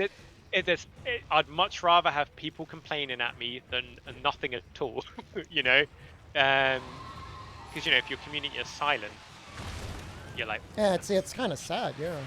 Yeah, and we see positive comments, we see people that want to share feedback or might have criticism, and yeah, it's all cool. But I love to talk about positive stuff. So. Well, no, I mean, so the people that hopped into the stream, maybe about an hour ago, Jonno was saying if you want to share feedback about Rise, be it on PC or otherwise, obviously you can always go to Twitter or Instagram, and that's fine there. But even wishlisting the game or leaving a review or commenting, following the game on Steam actually matters. I honestly did not know that. I really did not know that. I would have never even... I would have had the concept that would have mattered. It's a great way to support the game ahead of launch. If you're not going to drop a pre-order yet, or you're thinking about it, or you're waiting for payday, a wish list goes a really long way. I don't know what I'm doing, but there's damage numbers. So, from a damage perspective, you can't really make too many really bad choices with Hunting Horn. But one thing that is really nice is mixing in self-improvement. And so if you just do your, your right trigger into B, if you're not worried about playing songs or keeping songs up, that actually works out pretty well for damage. Or then obviously, I'm kind of playing it like a dance, Matt. I'm looking at what the notes are coming up at the top and just pressing the. If there's one thing I can impress on you the most is that because there's iframes on the recital attack, start getting like a little bit of confidence. Kind of like how you do like a back hop with sword and shield. If there's a roar, try and just encore through it or recital through it, because you will likely end up if you hit it right, you won't get stunned and you'll get a hit off that way. You know, it's not as daunting. Like even just getting off big hits, you know, it feels nice that I can just do it, and then I can think about how I can try and do the songs later. A lot of people say they miss old Hunting Horn, but it's like it felt like a lot of either side swings into echo note spam, or just nonstop super pounds. To me, this feels a lot better, personally. Yeah, I mean, I'd like to think that, the old Hunting Horn users, the veteran users, like, they're still going to be able to absolutely flex and show off just how good they are. They're doing, like, back hits and stuff. And then, you're going to get a new generation of Hunting Horn players. Like, Hunting Horn went from being, like, one of the least popular weapons. Oh, yeah, where is it now? So can you say, where is it now compared to everything else? I mean, I'm assuming it went up from World. Switch, like, it was, I think it's much more popular on Switch than it was in World, like... But on PC, I'm not sure right now, because obviously they just got the demo to go on. Have you seen all of the Monster Hunter movies? I have not seen the Monster Hunter movies, no. I want to watch the one on Netflix. Are you just waiting? Are you just waiting for the right time, Jonno? You know what? It's tried because I want to watch it with my partner, but she works like late shifts quite a bit. I understand. But no, I do want to watch the Tales. Is it Tales of the Guild? Tales from the Guild, yeah. Yeah, I want to watch that one because that was really good. It's short. So, I mean, you could really watch it while you're making dinner because it's only like an hour. Nice. I will be making some dinner as well after the stream. I'm going to do some chicken and udon noodles, I think. Sounds good. Quite nice. Maybe that'll give me a tack up. Capcom worked with me to do an interview with Paul W.S. Anderson for the Monster Hunter movie that came out last year. That was an interesting opportunity that I never thought I would get. It's a different style. I mean, it was really like, take his Resident Evil movies. I'm sure you've seen some of them. Yeah, do you know what? My partner, she loves them. She absolutely loves them. She will like the Monster Hunter movie because it's like a Resident Evil movie set in Monster Hunter. You know, I'm sure, like, if you go in and you just like, I'm going to go see some Monster Hunter related fun, just going to go in and enjoy it for what it is, I bet you have a great time with it. Like, I mean, it's really less Monster Hunter fun and more mind-bending monster body horror, but you just make that little there's a lot of like spider stuff in there, isn't there? Like, is Nacilla actually in it, or is it like? Yes. Yes, there's definitely spiders. Is she afraid of spiders? No. Are you afraid of spiders? I'm spiders and horror, but I'm not afraid of like the spider monsters in Monster Hunter. You will be. I think it's because how they move. It doesn't, No. They move how I'd expect them to do. Like not like in real life where you look at a spider and then it like lightnings across the floor at you, and it's like, oh no. It's a little. I know we were talking earlier about increasing hit effects and increasing blood, and to some degree I'm like that, but it's a little bit violent for me. That version. Yeah, like you're fighting monsters, and even when you're breaking and cutting parts, you don't feel squeamish. Okay. I like that. Like, I don't want to be like, oh, this is visceral, Oh, you've got socks as... no, I've got socks as my Palamute. Beautiful. Wonderful. It's meant to be. Have you ever lifted together with socks? Have you had a chance in the gym? I mean, I guess you said you're close friends. So despite us living apart, what we used to do during lockdown, on a Saturday, myself, Socks, and Arex would do a Discord live stream workout in all our garages and in our rooms. We'd work out over Discord together. That's really funny. That's great. It was a highlight of my week. Yeah, we were there, and what a way to help you get through your sets.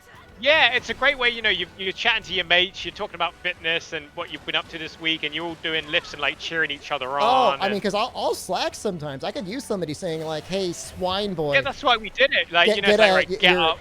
get over that squat rack."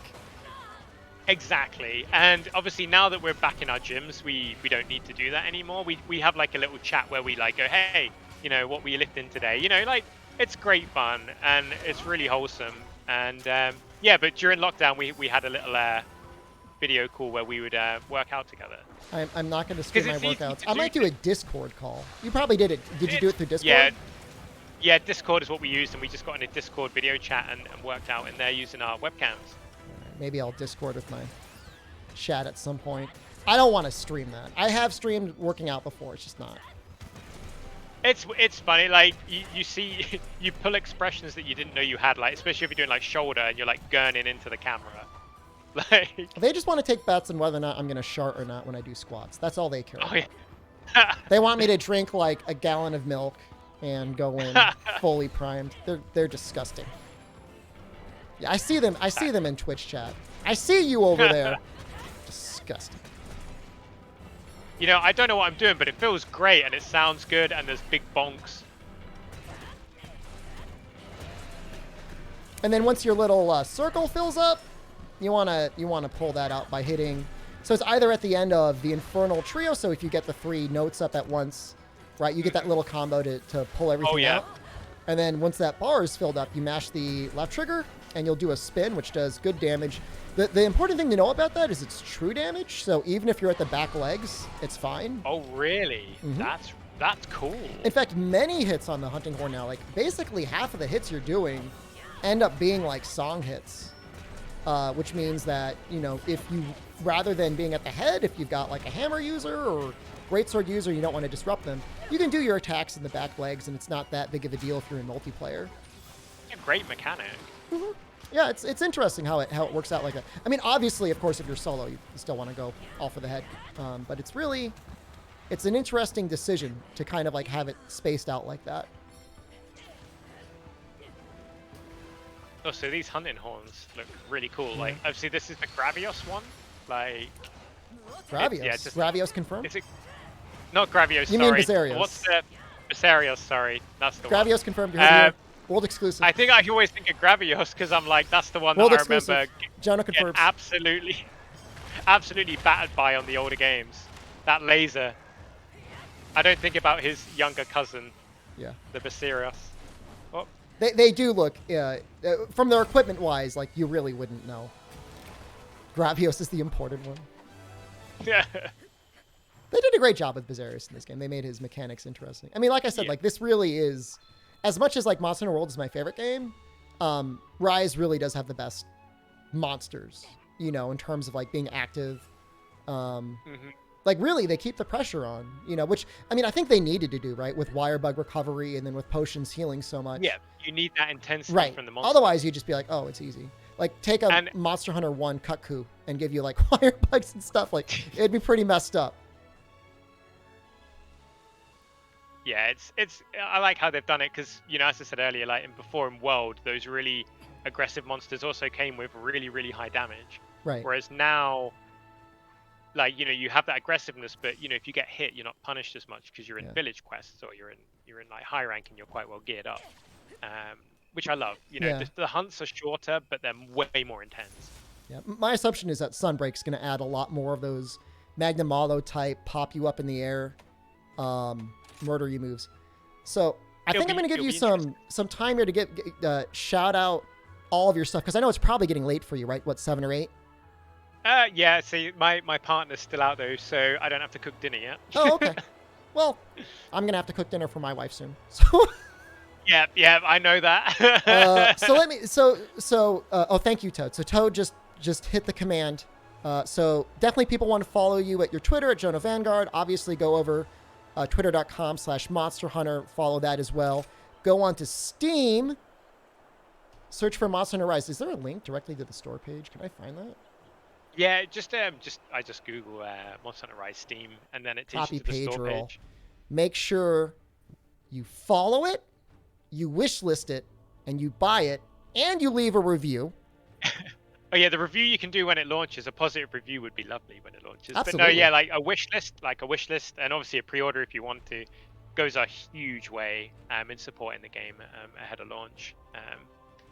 And you know what a cool launch is going to be. Like, super excited. People in chat are crying for 4U HD on Steam. Hey, I'll say it too. I would love to see it. I know you said focus on the future, but just so you know, if you have a report, I feel like you've got like a daily report of like all the little internet gremlins that you have to interact with. They're like, the gremlins are talking about 4U again.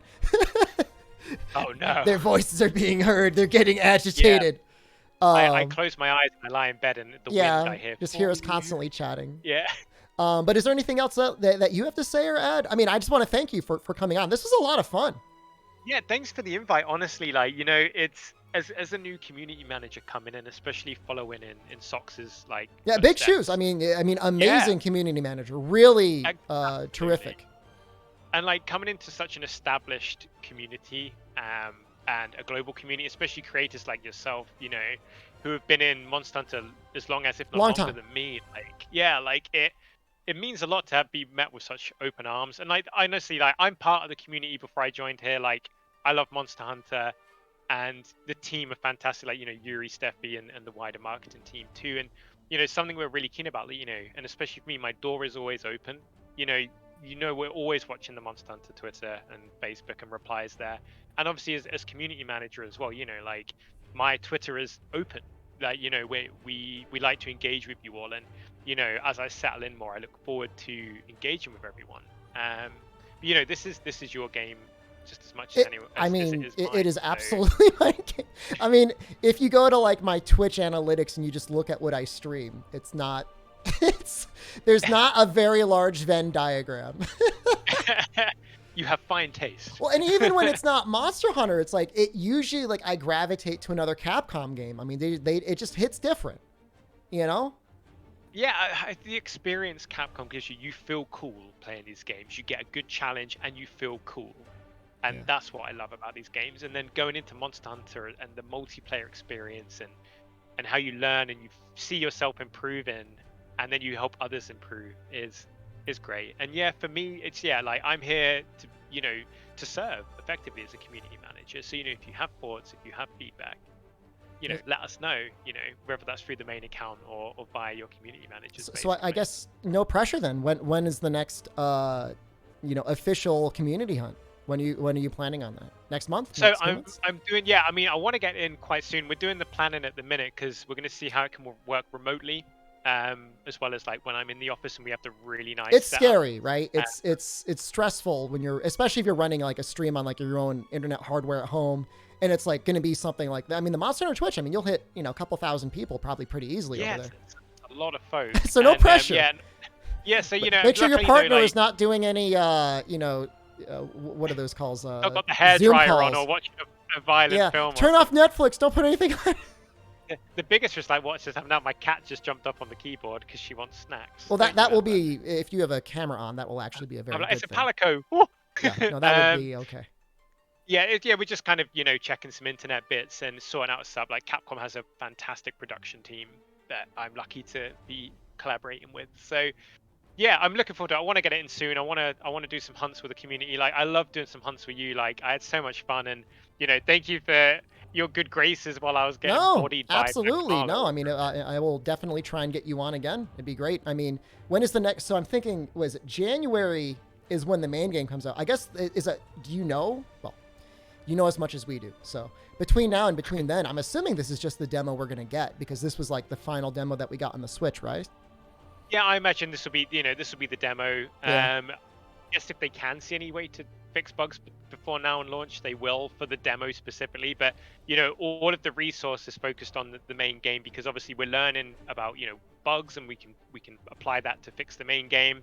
So I imagine this will be the demo. Well, maybe I could pull you in for November or December for maybe a world stream, and then maybe closer to launch we can do one last, you know, get out the wish list, follow, review, purchase, let's get 'em up. push But, yeah, for Rise before it comes out. If you want to play Rise on Switch, or if you want to, like, you know, do some world, like, whenever, like, I love this kind of stuff. Like, I don't mind working late, and because it doesn't feel like work. I'm doing what I love, and Yeah. I'm doing it with cool people. I'm engaging with yourself. I'm engaging with the community, and yeah, it's great. Like, and like, you know, whenever there's a new event quest, like I like to tweet out like, hey, I need some hunters. Let's jump in and do the new event quest and stuff like that. Well, So maybe next time we can try and do Super Izuchi and Super Rajang.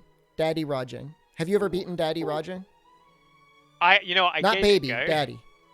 I gave it a go, and I got absolutely slapped. And I was like, you know what? I'll come back to that. Okay.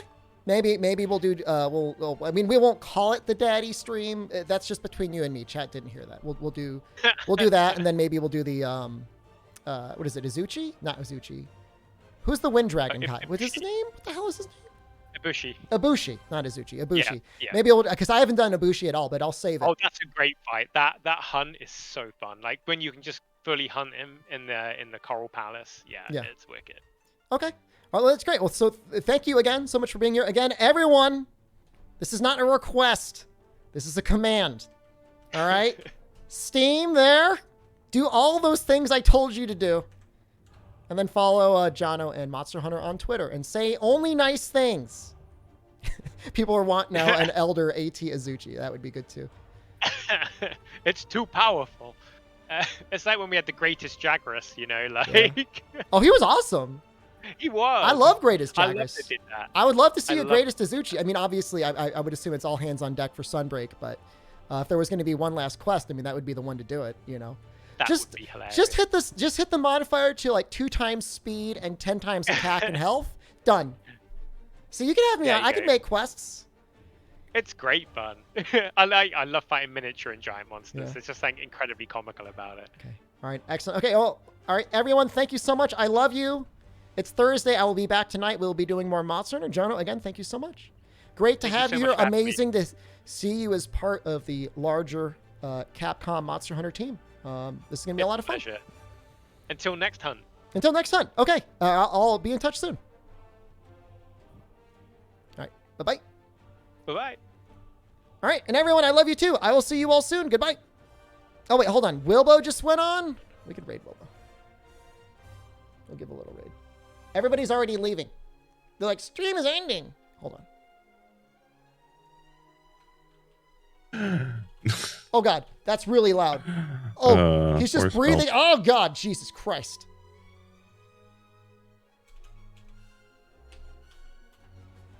Well, oh, hold on. I'm going to raid Gator Graves instead. Sorry. He is streaming He's streaming actual Monster Hunter Rise. I don't think we've raided him in a while either. What? Sorry, you got debated? Too bad. All right, I'm leaving. I'll be back. You can tell Wilbo I talked. Well, tell him he could have been playing Monster Hunter and he would have gotten raided. I'm leaving. Goodbye.